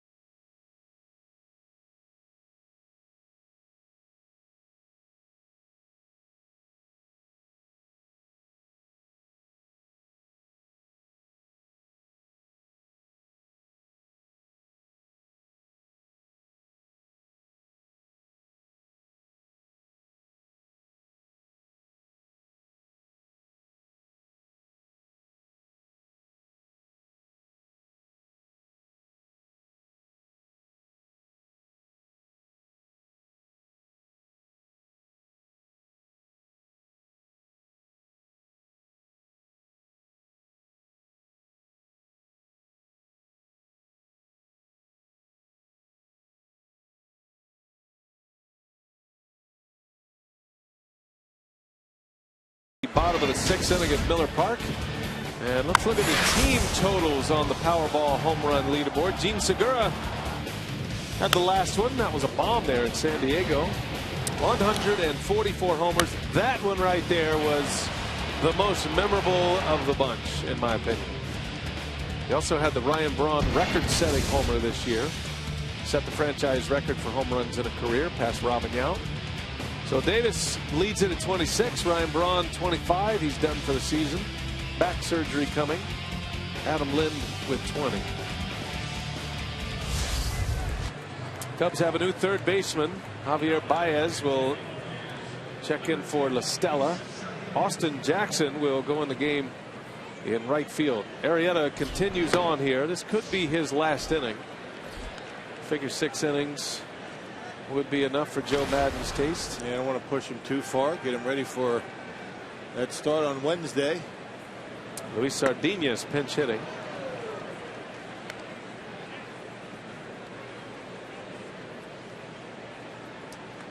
I think Counsell goes down the bench, says, all right, who wants to hit against Jake Arrieta? I think they all raise their hand. That's probably true with this group. Yeah, they go up there, see what you can do. That's what this month has been all about. Had a pretty good road trip, you think about it. 5-5. And Cubs, Cardinals, San Diego. Took 2 out of 4 against the Cardinals. I think they've shown pretty well, these young kids. Well, what you like about it, they're playing hard. I mean, there's been some mistakes, no doubt. You expect that. But they're playing hard. They're showing up every day. Trying to figure out who's going to be a part of the roster next year. And Brewers taking early batting practice on the road trip. I mean, Joe Maddon's team very rarely even takes batting practice. I mean, regular batting practice. They did today. Darnell Coles has him out there early on the road, getting some extra swings. Until the final out, keep working. Yeah, there has been a theme with that coaching staff from the top and the manager, Craig Counsell. Let them feel 6 months. 6 months is the Major League Baseball schedule as Sardinas strikes out. And Arrieta with 7 now. Yeah, Sunday is the Brewers and Cubs at 2:10 p.m. And all fans of Miller Park to see the crew take on the Cubs. For the final game of 2015, we'll get a free Brewers retro knit cap. For tickets, go to brewers.com today or call 414-902-4000. Needed one of those caps coming off the plane last night. A little brisk. Fall is in the air, no question. Jeanette drops a bunt down. And Montero makes a play. Scooter is out. 2 outs in the inning. Yeah, go from what? San Diego was what yesterday? In the afternoon, about 75. Yeah, it was perfect. But off the plane, it was in the upper 40s. Wind blowing. Yes, it was. Wisconsin hit us in the mouth last night. And you know what? It felt great. Just being back in Wisconsin. That was a strong wind blowing on that tarmac. Wow. Blowing hard. Wind chill had to be in the 30s. You could tell the guys who have been around a while. We had jackets on. Yeah. Yeah, we had jackets. Most of the rookies did not. Shocking to. At least they weren't in their Alice in Wonderland outfits. That would have been cold. Yeah, the Brewers dressed up their rookies. The veterans dressed up the rookies in Alice in Wonderland costumes. That's off the glove of Baez. He bobbles a couple of times and he can't make the play. Not with Schaefer's speed. So the Brewers get a base runner. Just the 3rd of the game against Arrieta. Yeah, come in for defense and you make an error. Played perfectly, positioned perfectly for Schaefer. His baseball pretty much right at him. That's a one hopper. He's got to be able to handle that. Well, base runner for the Brewers. Haven't scored it yet. Give him a hit.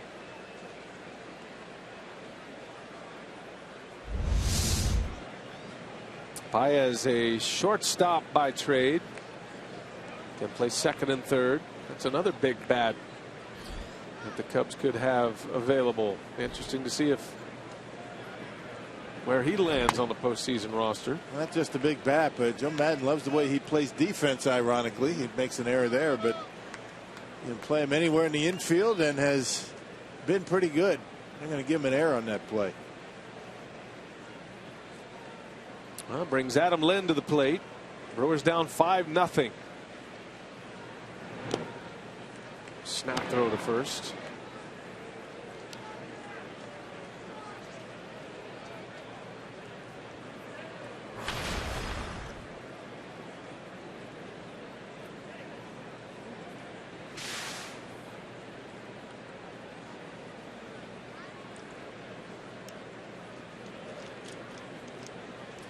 The big Texan, Jake Arrieta from Plano, Texas.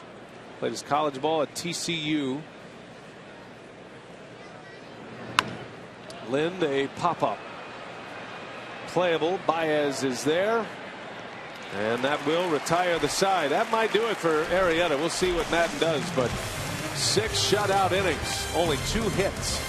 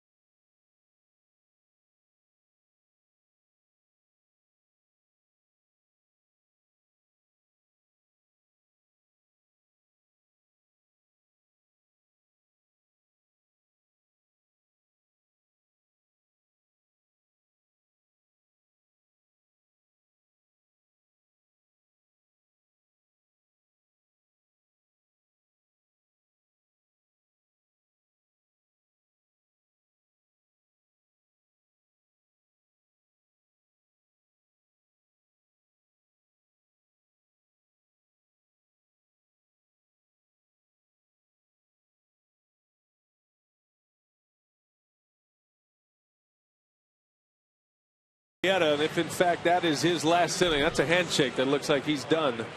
That is the most dominant second half of pitching in the history of baseball, folks. And a big hug from his pitching coach, Chris Bosio. And the Brewers could not be happier that he is out of the game. No kidding. 5-0, and Joe Maddon figuring his bullpen can take it the rest of the way. But that Brewers offense has to be excited to see that handshake. Get him out of there. I mean, just think about it, Rock. We've seen something that we haven't seen in Major League Baseball history. The kind of pitching that Arrieta has provided in the second half of the season, specifically the last, the August, September last start of his season, which is October, but the last 2 months, basically. Yeah, we saw 2 of the starts. I mean, he had a great start against the Brewers at Wrigley Field. Shutout here tonight. He has not allowed a run in his last 3 starts. 10-0, and look at the earned run average, .41. Unbelievable numbers for Jake Arrieta. Now, those are updated numbers. The win-loss could be updated to 11-0 if the Brewers do not come back. That's the first time I've seen him smile on that shot right there. Right. And 2 times we've seen him pitch. He's just stoic. He's all business. He doesn't mess around. He didn't seem to be too overjoyed about coming out of the game. In a normal setting, as you see the numbers on Tyler Cravey facing Anthony Rizzo to start the 7th inning. In a normal setting, this would have been a game Arrieta could certainly finish. The way he's pitching, as efficient as he's been. 22 consecutive scoreless innings for Arrieta to finish the regular season. And no manager has that weapon. Greinke's been great, but he hasn't been as great, especially in the second half. Kershaw's been great. Don't want to take anything away from those two, but they haven't been as good as Arrieta. Nobody has. I mean, think about it. History of baseball in that stretch of time.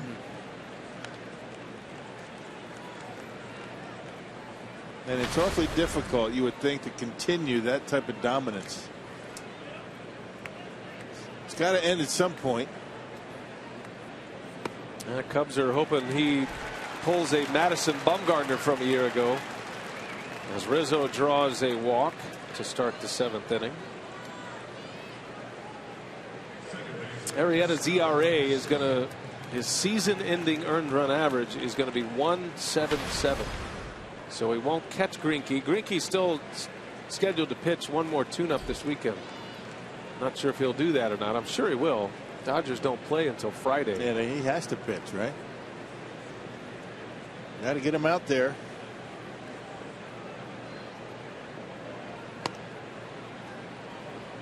And for no other reason to keep him in his, some type of normalcy as far as a routine. He's going to go an entire week between outings.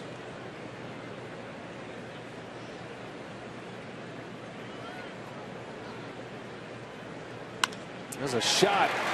Castro with a base hit. And that's going to go all the way to the wall. This is going to bring in a run here. Rizzo rounding third, headed home. He will score. And Starlin Castro makes it 6-0. A walk and a double. Cubs are making it look easy right now. They're getting a lot of good pitches to hit. Check out where this pitch is. And two-seam fastball stayed up, out over the plate, supposed to be inside, and he rips it. This one rolls all the way to the fence. Anthony Rizzo able to score from first base. So walk double, and the Cubs tack on another.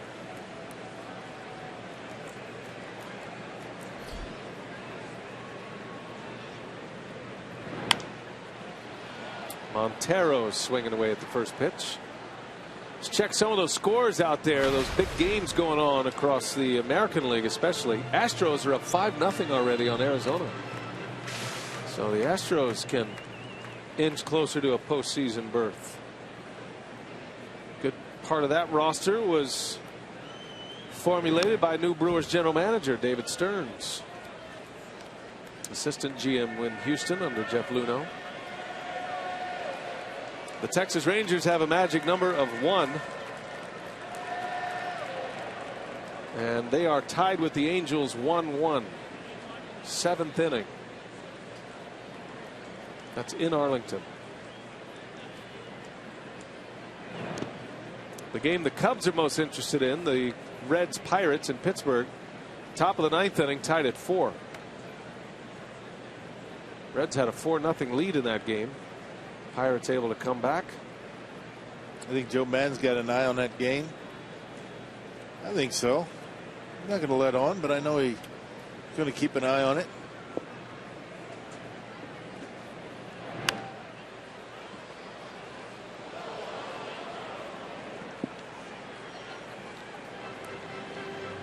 One and 2 to Montero. Cubs have a run in, 6-0. They've out hit the Brewers 10-2. Trying to send Jake Arrieta to his 22nd win of the season.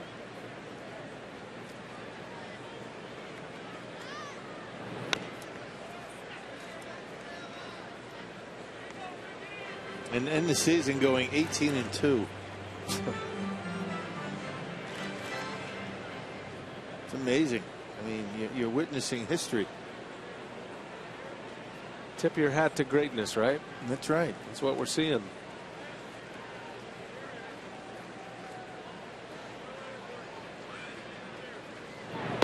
And he raises everybody's game too. When you have an ace like that, just think about the way the Brewers responded when CC Sabathia arrived. And as great as Sabathia was, he wasn't like this. But having that horse, having that #1 guy that can go out and take the ball. And think about what it does for your bullpen every 5th day, right? You know you're going to get days off. That's a ground ball that's snagged by Jeanette to his feet, thrown to first in time. Nice play. Scooter Jeanette takes a hit away from Montero. First out of the inning. And Marshfield Clinic's shining moment at this point in the game. Scooter Gennett up the middle, able to make the throw to get Montero at first base. Nice diving play for Scooter.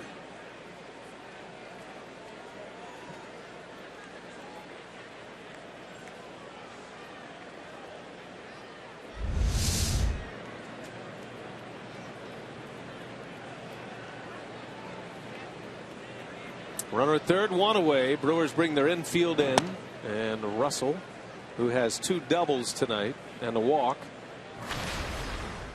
takes a ball.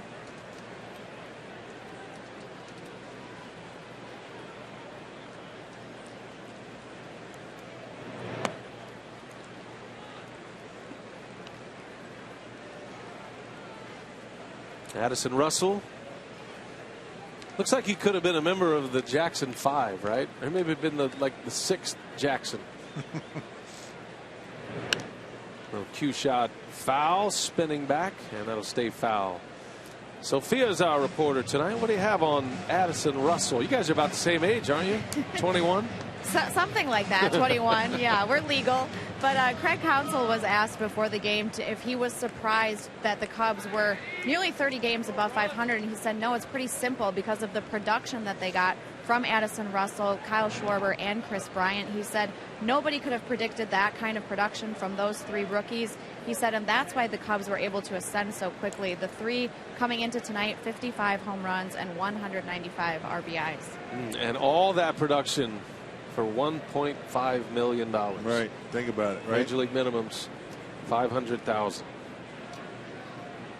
Their day is coming, but they are off to great starts. I would imagine there's a little comfort for all 3 of those guys to be together all at the same time. Now, Schwarber hasn't been around long. He was just drafted in 2014.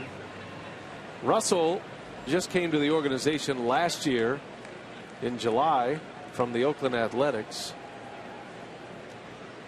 So it's not like they had all this time in the minor leagues together either. They didn't. Pop up into foul territory, and Ashley makes a catch for the out. 2 outs. Well, a reminder, you can join Fox Sports Wisconsin for the Bucks' 3rd annual Open Practice and Fan Fest, Saturday, October 3rd, starting at 9:30 a.m. This free event begins with Bucks Open Practice at 10:30. That's a.m. and then immediately followed by Fan Fest, where you can grab autographs and photos, check out the new court, record a free sports update on the Fox Sports Wisconsin Via Sports Anchor booth. And there's plenty more where that came from. Go to foxsportswisconsin.com, click on the upcoming events tab for more details. Coming up Saturday, tomorrow.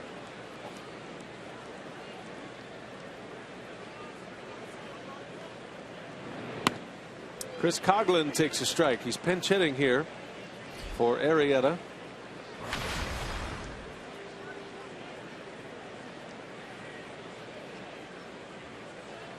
Coghlan's been a starter most of the year. And for a good chunk of the year, he was starting in left field and hitting 3rd.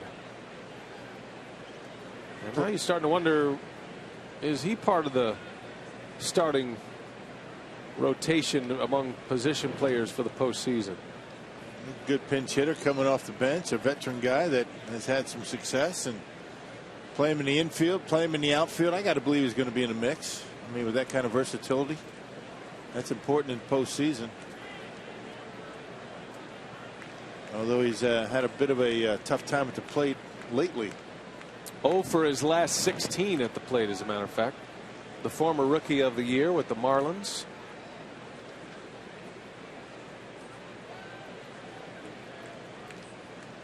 Tonight it was LaStella for Coghlan. LaStella played 3rd, which moved Bryant to left, which moved Schwarber to right. Coghlan out. Coghlan can also play the infield, but much better as an outfielder. There's a called strike 3. Coghlan is rung up. Into the inning. Cubs add to their lead. It's now 6-0 as we go to the home 7th.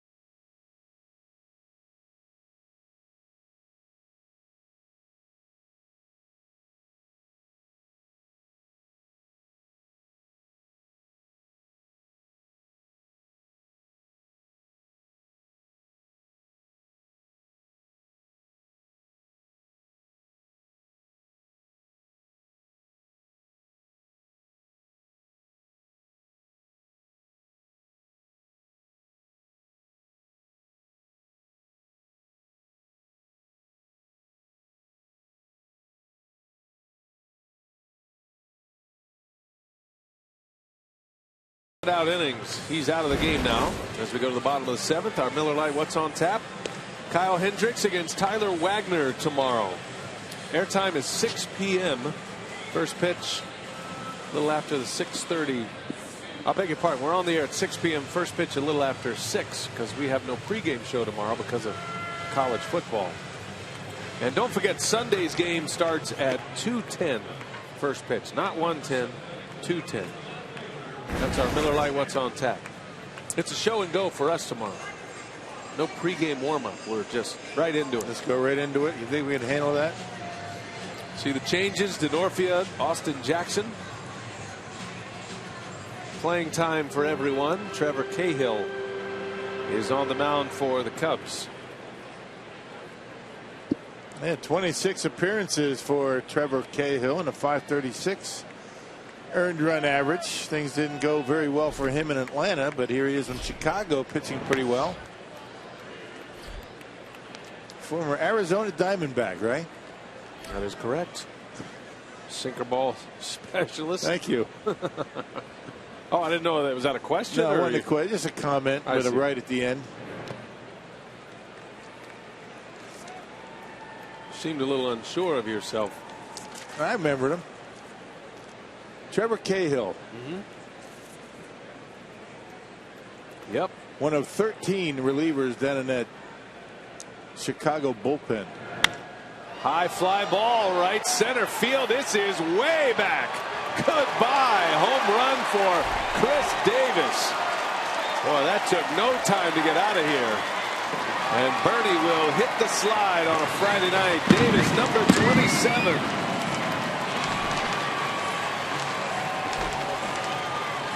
Well, again, just get Jake Arrieta out of there, and then you become a pretty good offense. He can make even the best of hitters look bad. Doesn't take long. First hitter that Cahill faces, and Chris Davis hits his 21st home run since the All-Star break. Wow. Only Carlos Gonzalez of the Colorado Rockies with more. He's got 27. Wow. Yeah, had 7 homers as of August 5th. Started his binge on August 6th. That's a 10-homer September for Davis, by the way.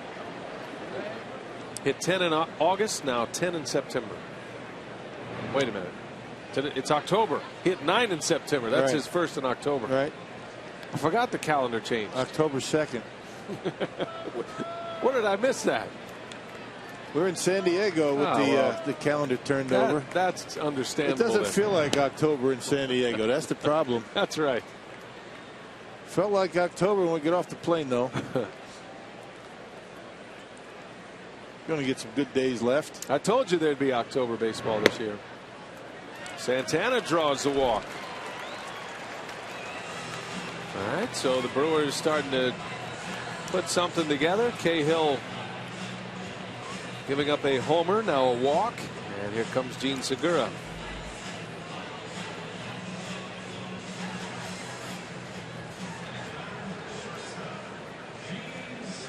Hard to figure what happened to Cahill when he arrived in Chicago. He could not get anybody out in Atlanta. Had an ERA of 7.5. And it didn't last long there. Man, he whittled it down pretty good, down in the 5s. Not even close. You're going to see Chris Bosio come out of there pretty quickly. Yep, there he comes. Miles doesn't mess around. He's one of the best in the game. Good for him. He's enjoying the success. Arrieta gives him a lot of credit for his turnaround. Stuff was always there, but Cubs allowed Arrieta to free up a little bit, allowed him to move to the other side of the rubber, to the third base side.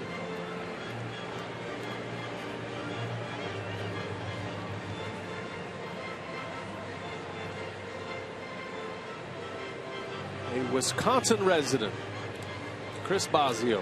Up in the Fox Valley.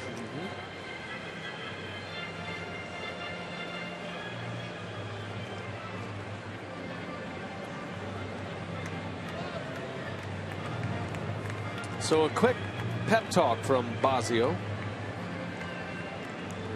He'll start it up against Segura. 1-0 the count.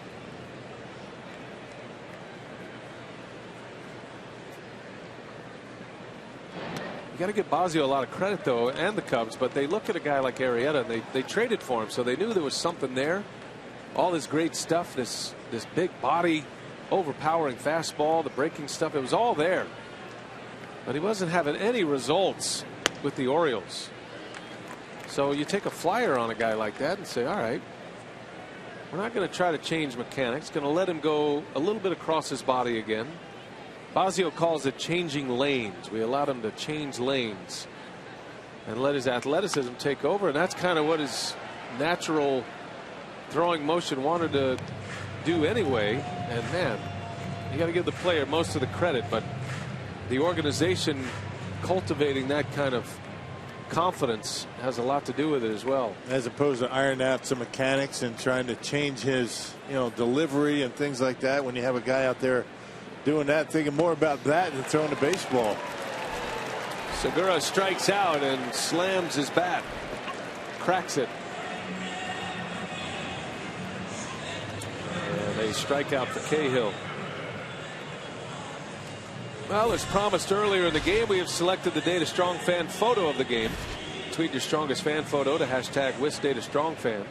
Chance to be featured in an upcoming broadcast. You got 2 remaining. It's brought to you by T-Mobile, and we say hello to Travis. He's the one on the left there, Rob. Perez, a little tapper, fair ball. Cahill plays it, throws it low in time, and now Rizzo throws it away. And Santana will go to third. Craig Counsell might want to take a look at that play at first base. It's a pretty good play by Cahill and Rizzo. And Jerry Nairn says, nope, he was out. Don't bother. Pretty good job of Cahill bouncing off the mound, grabbing a bare-handed and getting off a pretty good throw. Yep, he's out. And then Rizzo, not sure why he made the throw, because Santana's on top of second base. It's going to be an E3. The second Cubs error. Puts a runner at third with 2 away. Here is Nevin Ashley.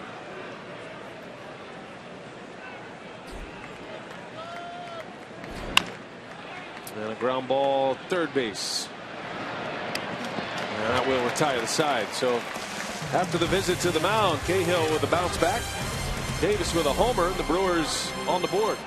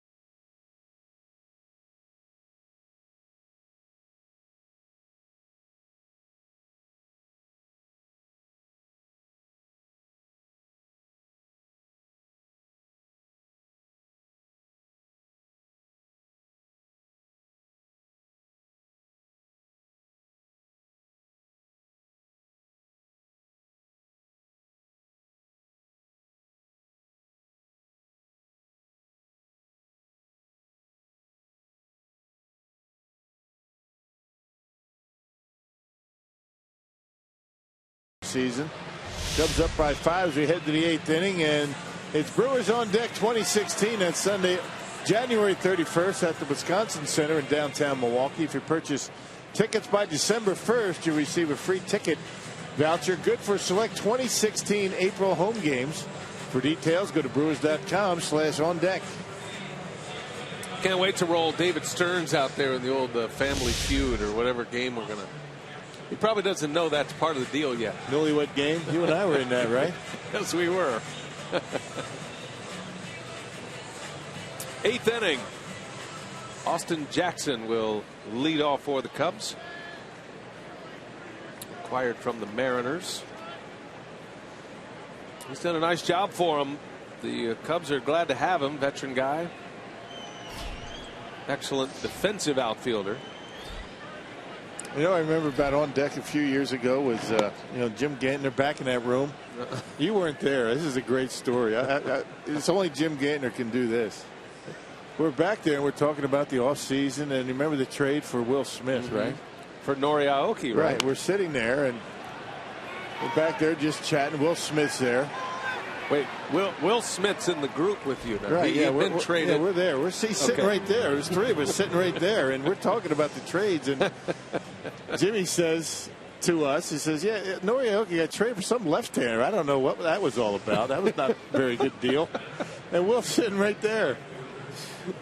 I said to Jimmy, hey, Jimmy, that's Will Smith, the guy that just got traded for Aoki. Oh, I knew that. Gumby. Oh, boy. That was great. That is one of my favorite Gumby stories. See, Will's still laughing about it.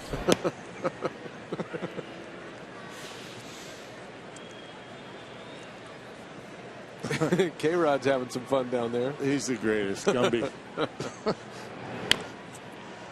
Now all we need is Jerry Augustine's voice to do his Jim Gantner impression of that scene. Well, you know what's happening, before the bottom of the eighth. I mean, the studio, the set takes us back, right? Maybe Jerry can do his thing and here's what Jimmy's voice.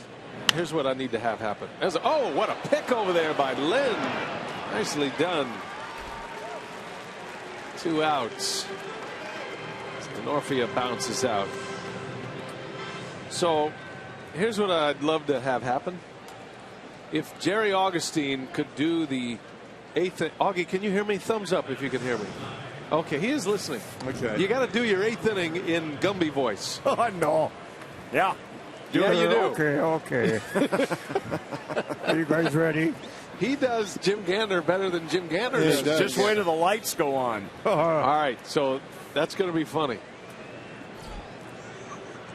I think we should start recreating some of the more memorable moments in Brewers history with different players, actors, and like our director Mark Vittorio is a great impressionist himself. Yeah, he does. He could play you. Does me very well. That might be a bit next year. Does anybody I like do that. you though? I don't think anybody does your voice. Just it's hard to do generic. You just got that perfect announcer's voice. Well, thank you, Rock.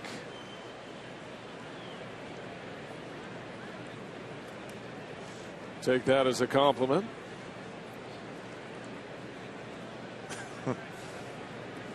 I like where you're going, though. You could easily imitate my my early broadcasting career voice. When I first started with Vasgersian, with no formal training whatsoever. You've had training? Well, at least I worked on. Oh, I see. Yeah, I grew up in Texas with a southern drawl, And you got rid of it? Yeah. I was able to speak clearly. I wouldn't say getting rid of it. It just speak without marbles in your mouth. How do you say OIL? Ol? Get your money back. Oh man, I got a younger brother works out on the oil fields there, Rock. What are you talking about? Yeah, you do. He didn't last long. 6 weeks on the oil field, about as much as you can handle. Not that I would know. Is that harder than the tarp crew? Oh, for sure. I'm guessing. I did the tarp crew. I don't think I could pull off the oil fields.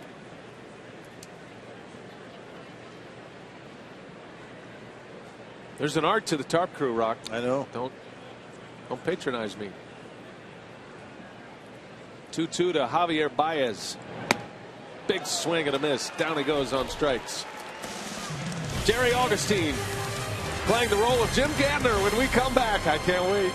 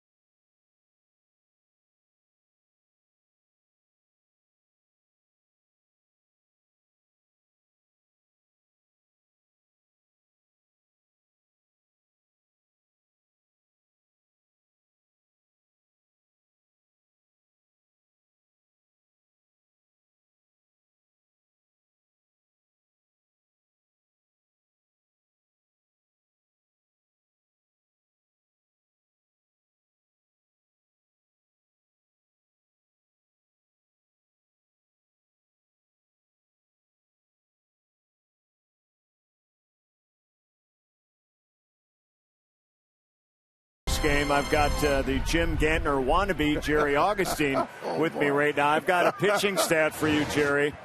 Jake Arrieta is finished with a Major League Baseball record 0.75 ERA after the All-Star break. How would Jim Gantner approach that if he were to tell the audience how impressive that is? Well, I tell you what, he really throws the ball pretty good. He's got a curveball and a fastball. The one thing you like about him, though, is he always throws strikes. And that 0.75, I don't know what that means. That's total Gumby right there. I don't know what that means. Well done, my friend. And there's plenty more of that coming up on Brewers Live postgame. We're recreating these scripts as we speak. That is so good. Yeah. If you don't know Jim Gantner, that is spot on. It is. Even the little hitch in the voice right there. Well done. So Michael Reed is pinch hitting for the Brewers. His Miller Park debut. Reed got a start yesterday, his first big league start. He's done a good job. He has 2 hits. And down he goes on strikes. So Cahill's come back. Whatever Chris Bosio said, it has worked. And now Madden's going to make a pitching change. So Reed is out. And 3 left-handers coming up for the Brewers. Joe Madden wants to go to a left-hander.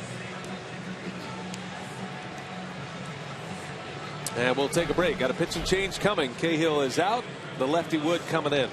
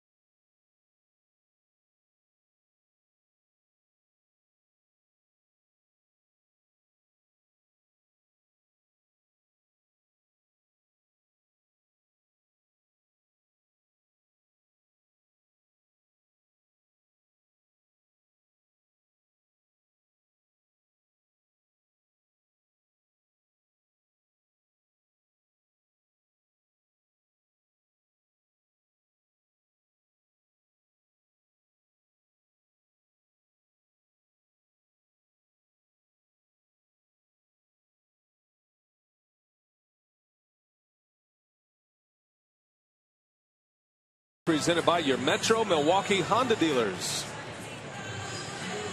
It is 6-1 Chicago. The lone run for the Brewers, a Chris Davis bomb into right center off Cahill, 441 feet. And we have a pitching change here. Cahill exits after an inning and a third. Now left-hander Travis Wood. And 52 appearances. 9 of them starts this year at 5-4 record. Wood in his 3rd year with the Cubs. He's been pretty good against lefties. A .236 opponent batting average. He's got Jeanette, Schaefer, and Lynn coming up. But the Brewers are going to go to the bench. John Lucroy is going to hit for Scooter. And the Luke chants come out here at Miller Park. So Jeanette will finish 1 for 3 against Arrieta. Arrieta went 6 shutout, dropping his ERA to 1.77, his season-ending earned run average. Lucroy against Wood. Brewers trailing 6-1 here in the bottom of the 8th, and a swing and a miss by Luke. Lucroy has come back from that concussion. He's been hitting well.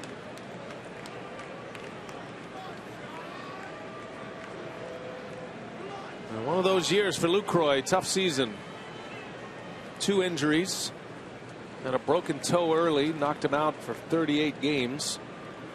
And then that concussion he suffered in Miami. Never went on the disabled list because of the September expanded rosters, but he was down for a couple of weeks. Yeah, won't be catching any more this year, but pinch hit, maybe play first.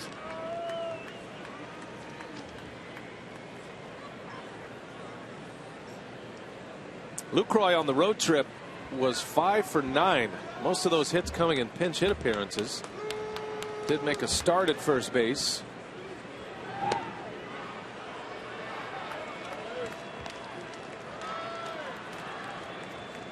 Important for Lucroy to get back on the field after that concussion, so he doesn't have to think about all that in the offseason. So he's back swinging the bat pretty well. Yeah, he's hitting at 400 his last 21 games. So that's a nice finish for him. Got his average up to 266. And a cut and a miss. 2-2 on Lucroy. Not the record-setting year like last year when Lucroy set the major league record for doubles by a catcher in a season. He broke Molina's National League record and then broke Ivan Rodriguez's major league record.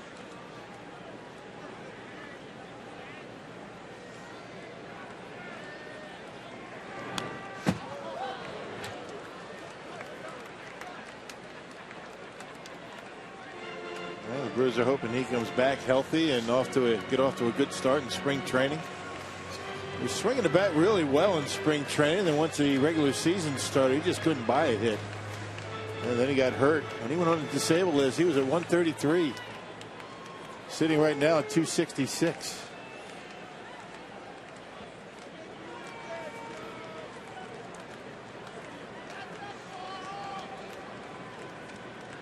Two balls, two strikes. One man out in the Brewers' 8th. And did he check it? He did. Good take. 3-2 the count.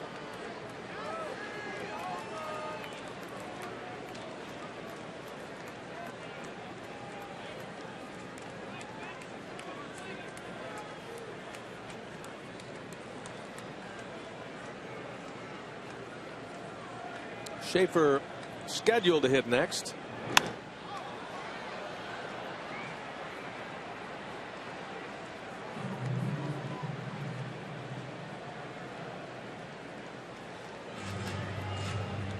Brewers have had to play without Lucroy and Braun for most of the month of September, late August and September. Braun shut down for the year as well. They got Rivera and Maldonado right-handed hitters on the bench.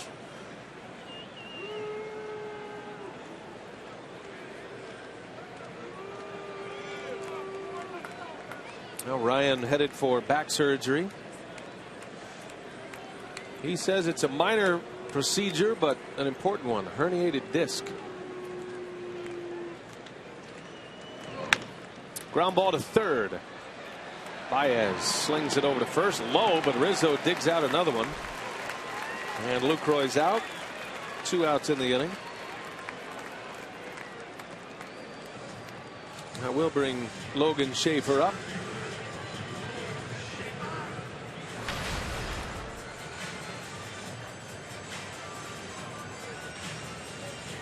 Logan is 0 for 3. Couple of strikeouts, reached on an error.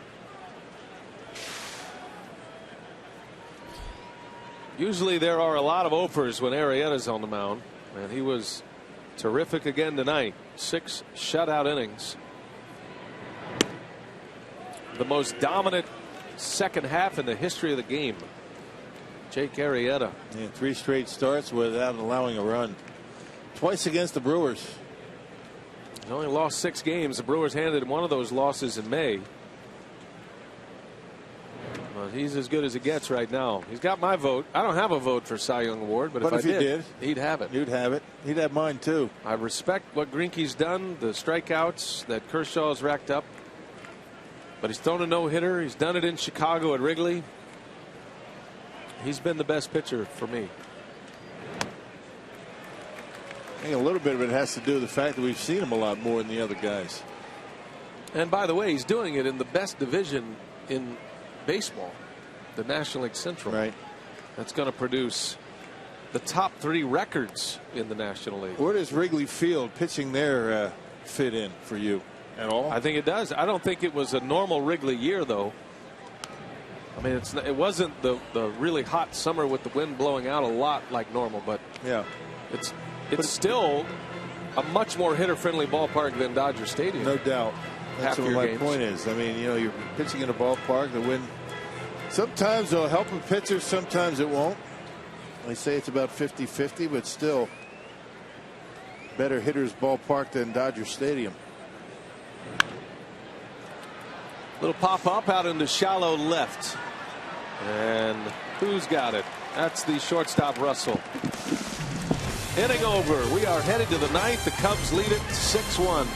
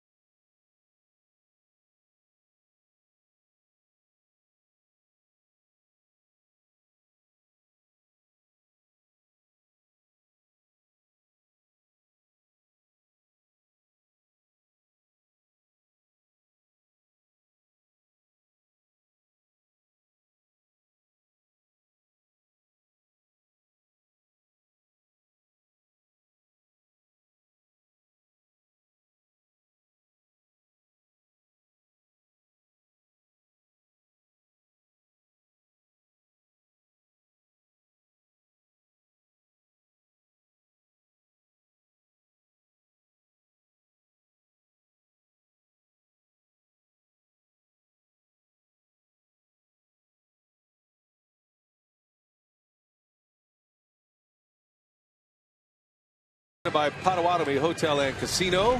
Book your stay now. 6-1 Cubs, and we go to the 9th inning, and another guy making his Miller Park debut. We've seen him very briefly. Yadiel Rivera made a couple of starts at shortstop, and his Biloxi Shucker teammate is on the mound. Hard throwing right-hander Adrian Hauser is out to pitch. First time in a while, back in the St. Louis series. Last time Hauser pitched, been almost a week. Saturday against the Cardinals, tossed a scoreless inning, a hit and a walk. He's got good stuff. I mean, reports on Hauser have been very good. He got called up on September 22nd from Double-A. He was one of the 4 that came from the Astros in that Carlos Gomez, Mike Fiers trade. Chris Bryant will bat. He'll lead off in the Cubs' 9th. He is 0 for 4. Rizzo's done the heavy lifting tonight for the Cubs. 2 hits and a walk. He had a homer. 3 runs batted in for Rizzo. Cubs gave Arrieta all he needed. 1 in the 3rd, 1 in the 4th, added 2 in the 5th. They scored in 5 consecutive innings, did the Cubs, from the 3rd through the 7th. Ariel Peña on the hook for the loss tonight, and Arrieta in line for his 22nd win of the year.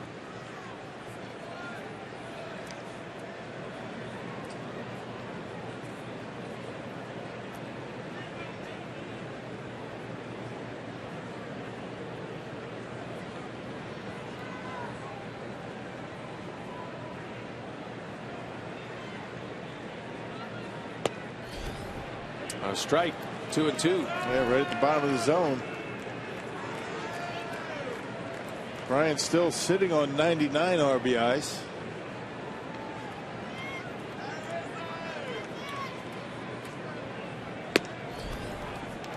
Got a nice easy delivery, does Hauser. I mean, effortless, and gets it up there 95, 96. Feel a complete game shutout in the playoffs for Biloxi. And he walks Bryant. That'll bring up Rizzo now. AT&T Uverse Rewind. It's the Rizzo show tonight. And in the 4th inning against Peña, got one he could handle, a solo home run. That was on a 2-strike pitch. His 31st homer of the year. And then in the 5th inning, with 1 out, Rizzo banged one through for a base hit to drive in 2 runs. That was also on a 2-strike pitch. Yeah, that was 0-2. And that gave the Cubs a 4-0 lead at the time. So Rizzo now with 31 homers, 99 runs batted in. He is tied with his teammate Bryant with 99 ribbies.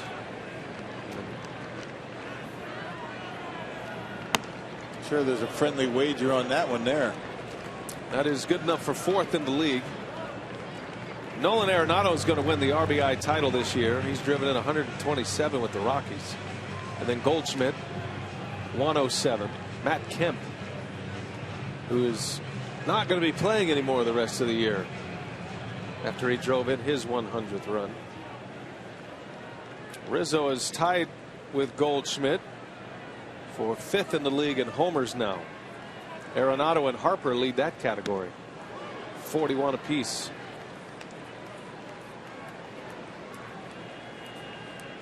Harper looks like he's on his way to an MVP award. I think the MVP is a lock. Rookie of the Year is a lock. Yep.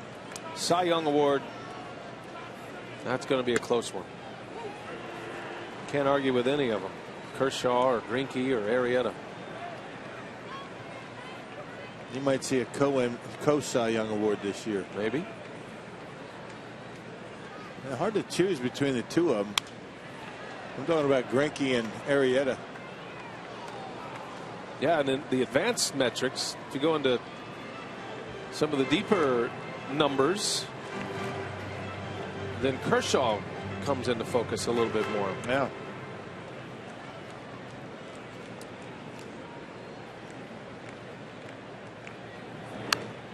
But results are results, in my opinion. So if you want to throw advanced metrics on Kershaw and project what he might do, or maybe say he's had this kind of year, or hasn't been, maybe he's been great but not maybe as lucky on certain statistics, batting average, balls in play, and things like that, then maybe. But results are results. There's a double play, nicely done. So Hauser gets Rizzo to bounce into a double play ball started by Lind. 2 quick outs with 1 swing of the bat. I think when you're talking luck, you're talking about wins too. I mean, you really can't weigh wins too heavily. Felix Hernandez won the Cy Young Award and was what, about a 500 pitcher? Yeah.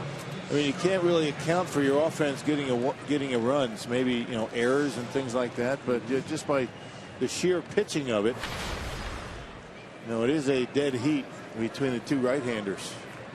I mean, on the surface. Inherited runners, you know, allowing inherited runners to score. So now you're dependent on a bullpen. So if a bullpen, your bullpen's better than the other guy, and you leave a couple of runners out there and they get out of that inning. But those are the things as you project forward. Results are results. Yeah. So the numbers kind of lean towards Greinke. He's got the better ERA, but Arrieta has more innings and more strikeouts, more wins. It's a great debate, and there's no wrong answer, I don't think. You can make an argument for all 3 of those guys, but especially Greinke and Arrieta. How about Manager of the Year? That's another tough one. Might be looking at him. Joe Madden, Mike Matheny, with all the injuries that the Cardinals have had, the only team that's going to win 100 games. But it could go to that guy. We'll see. To the bottom of the 9th, 6-1 our score. Cubs lead.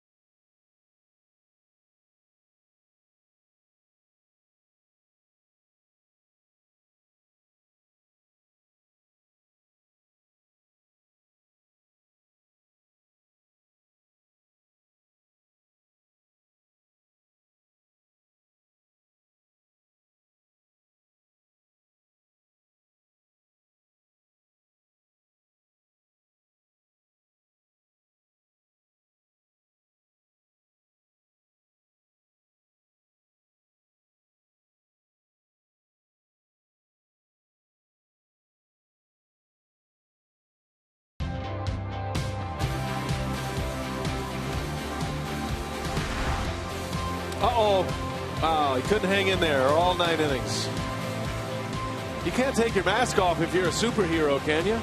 Well, that's the whole game right there. Yeah. You're no superhero, sir. You just pretend to be one. Wood remains here in the 9th inning. 6-1 Cubs. Adam Lind will lead off. Remains for 1 hitter. Yeah, Cubs do have action in their bullpen.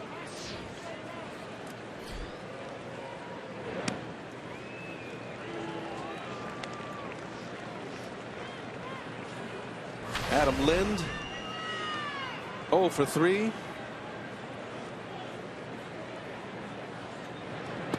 Say hello to Sheila from Prairie du Chien, Wisconsin. She's been watching all year. Sent a nice note. Well, thank you for staying with us all season long. Thank you, Sheila. Slow roller to second base. Castro will make the play. Special thanks go out to our buddy Tom Savio, Rock. Tom Savio of CSC Enterprises. He came up with the Rock Wall of Honor glasses delivered today. They got some tumblers and shot glasses. They're going to be used quite a bit in the Schroeder household. Matter of fact, it's a pitching change. There's time right now. Belly up. Wood is out, and Madden goes to his bullpen.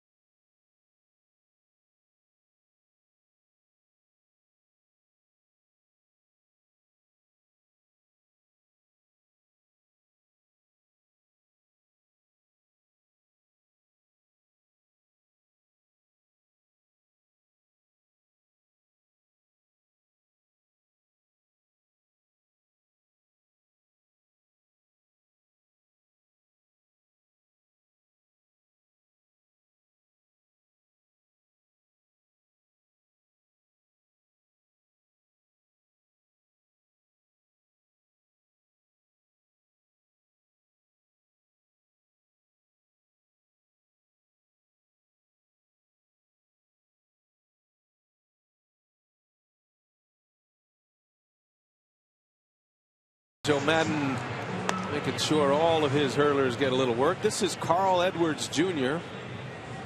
and he's appearing for just the 5th time. It's probably a case where he wants to make sure Wood doesn't get too much work. Right. Well, he split time between AA and AAA. That's Tennessee and Iowa. Got called up on September 7th. Made his major league debut that day in St. Louis. Down in the minor leagues, 5-3 with 6 saves and a .277 earned run average in 36 appearances. 1 out, 9th inning. Here is Chris Davis, who hit a bomb of a homer his last time up. 441 feet.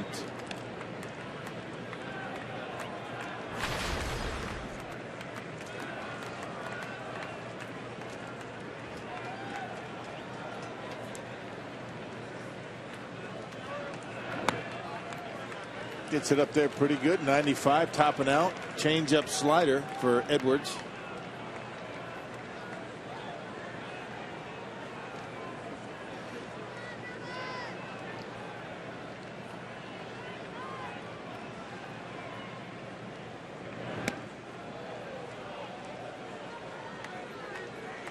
It's hard to believe that Davis generates that much power from his frame. He's not a big guy by any stretch. Now he's strong and he's got strong wrists, arms, broad shoulders, but man, he hits them like the big sluggers do and hits them into places that most don't. Oh, he is a big slugger. He's got bat speed at the point of contact. That's what it's all about. Premium power.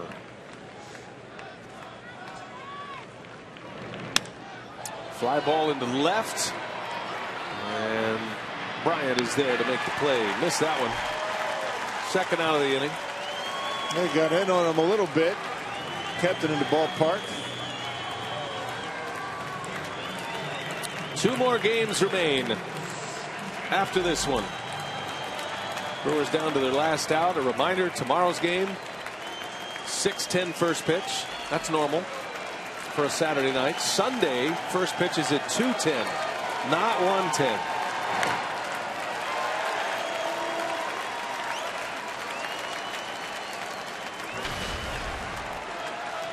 Reds and Pirates are in the 11th, still tied at 4. Over in the American League, the Astros roughing up the Diamondbacks 7-1. Now Santana to right field, and that's down. That's a base hit. That is a single for Santana. So the game continues here. As Santana collects a base hit. Good try out there by Denorfia. It trapped it. Yeah, clearly an easy call out there by Angel Hernandez. Yep, she bounced. Good call. Out at second base. Second base umpire Denorfia almost able to make the catch, but give a base hit to Santana. His first of the night. Yeah, 1 for 3 tonight with a walk. Here's Segura now. Santana takes off. The Angels beat the Rangers tonight, so Texas still has a magic number of 1. 2-1 Angels won that game.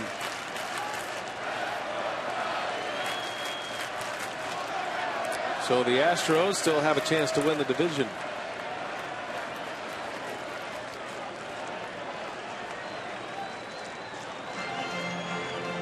Minnesota lost to Kansas City tonight.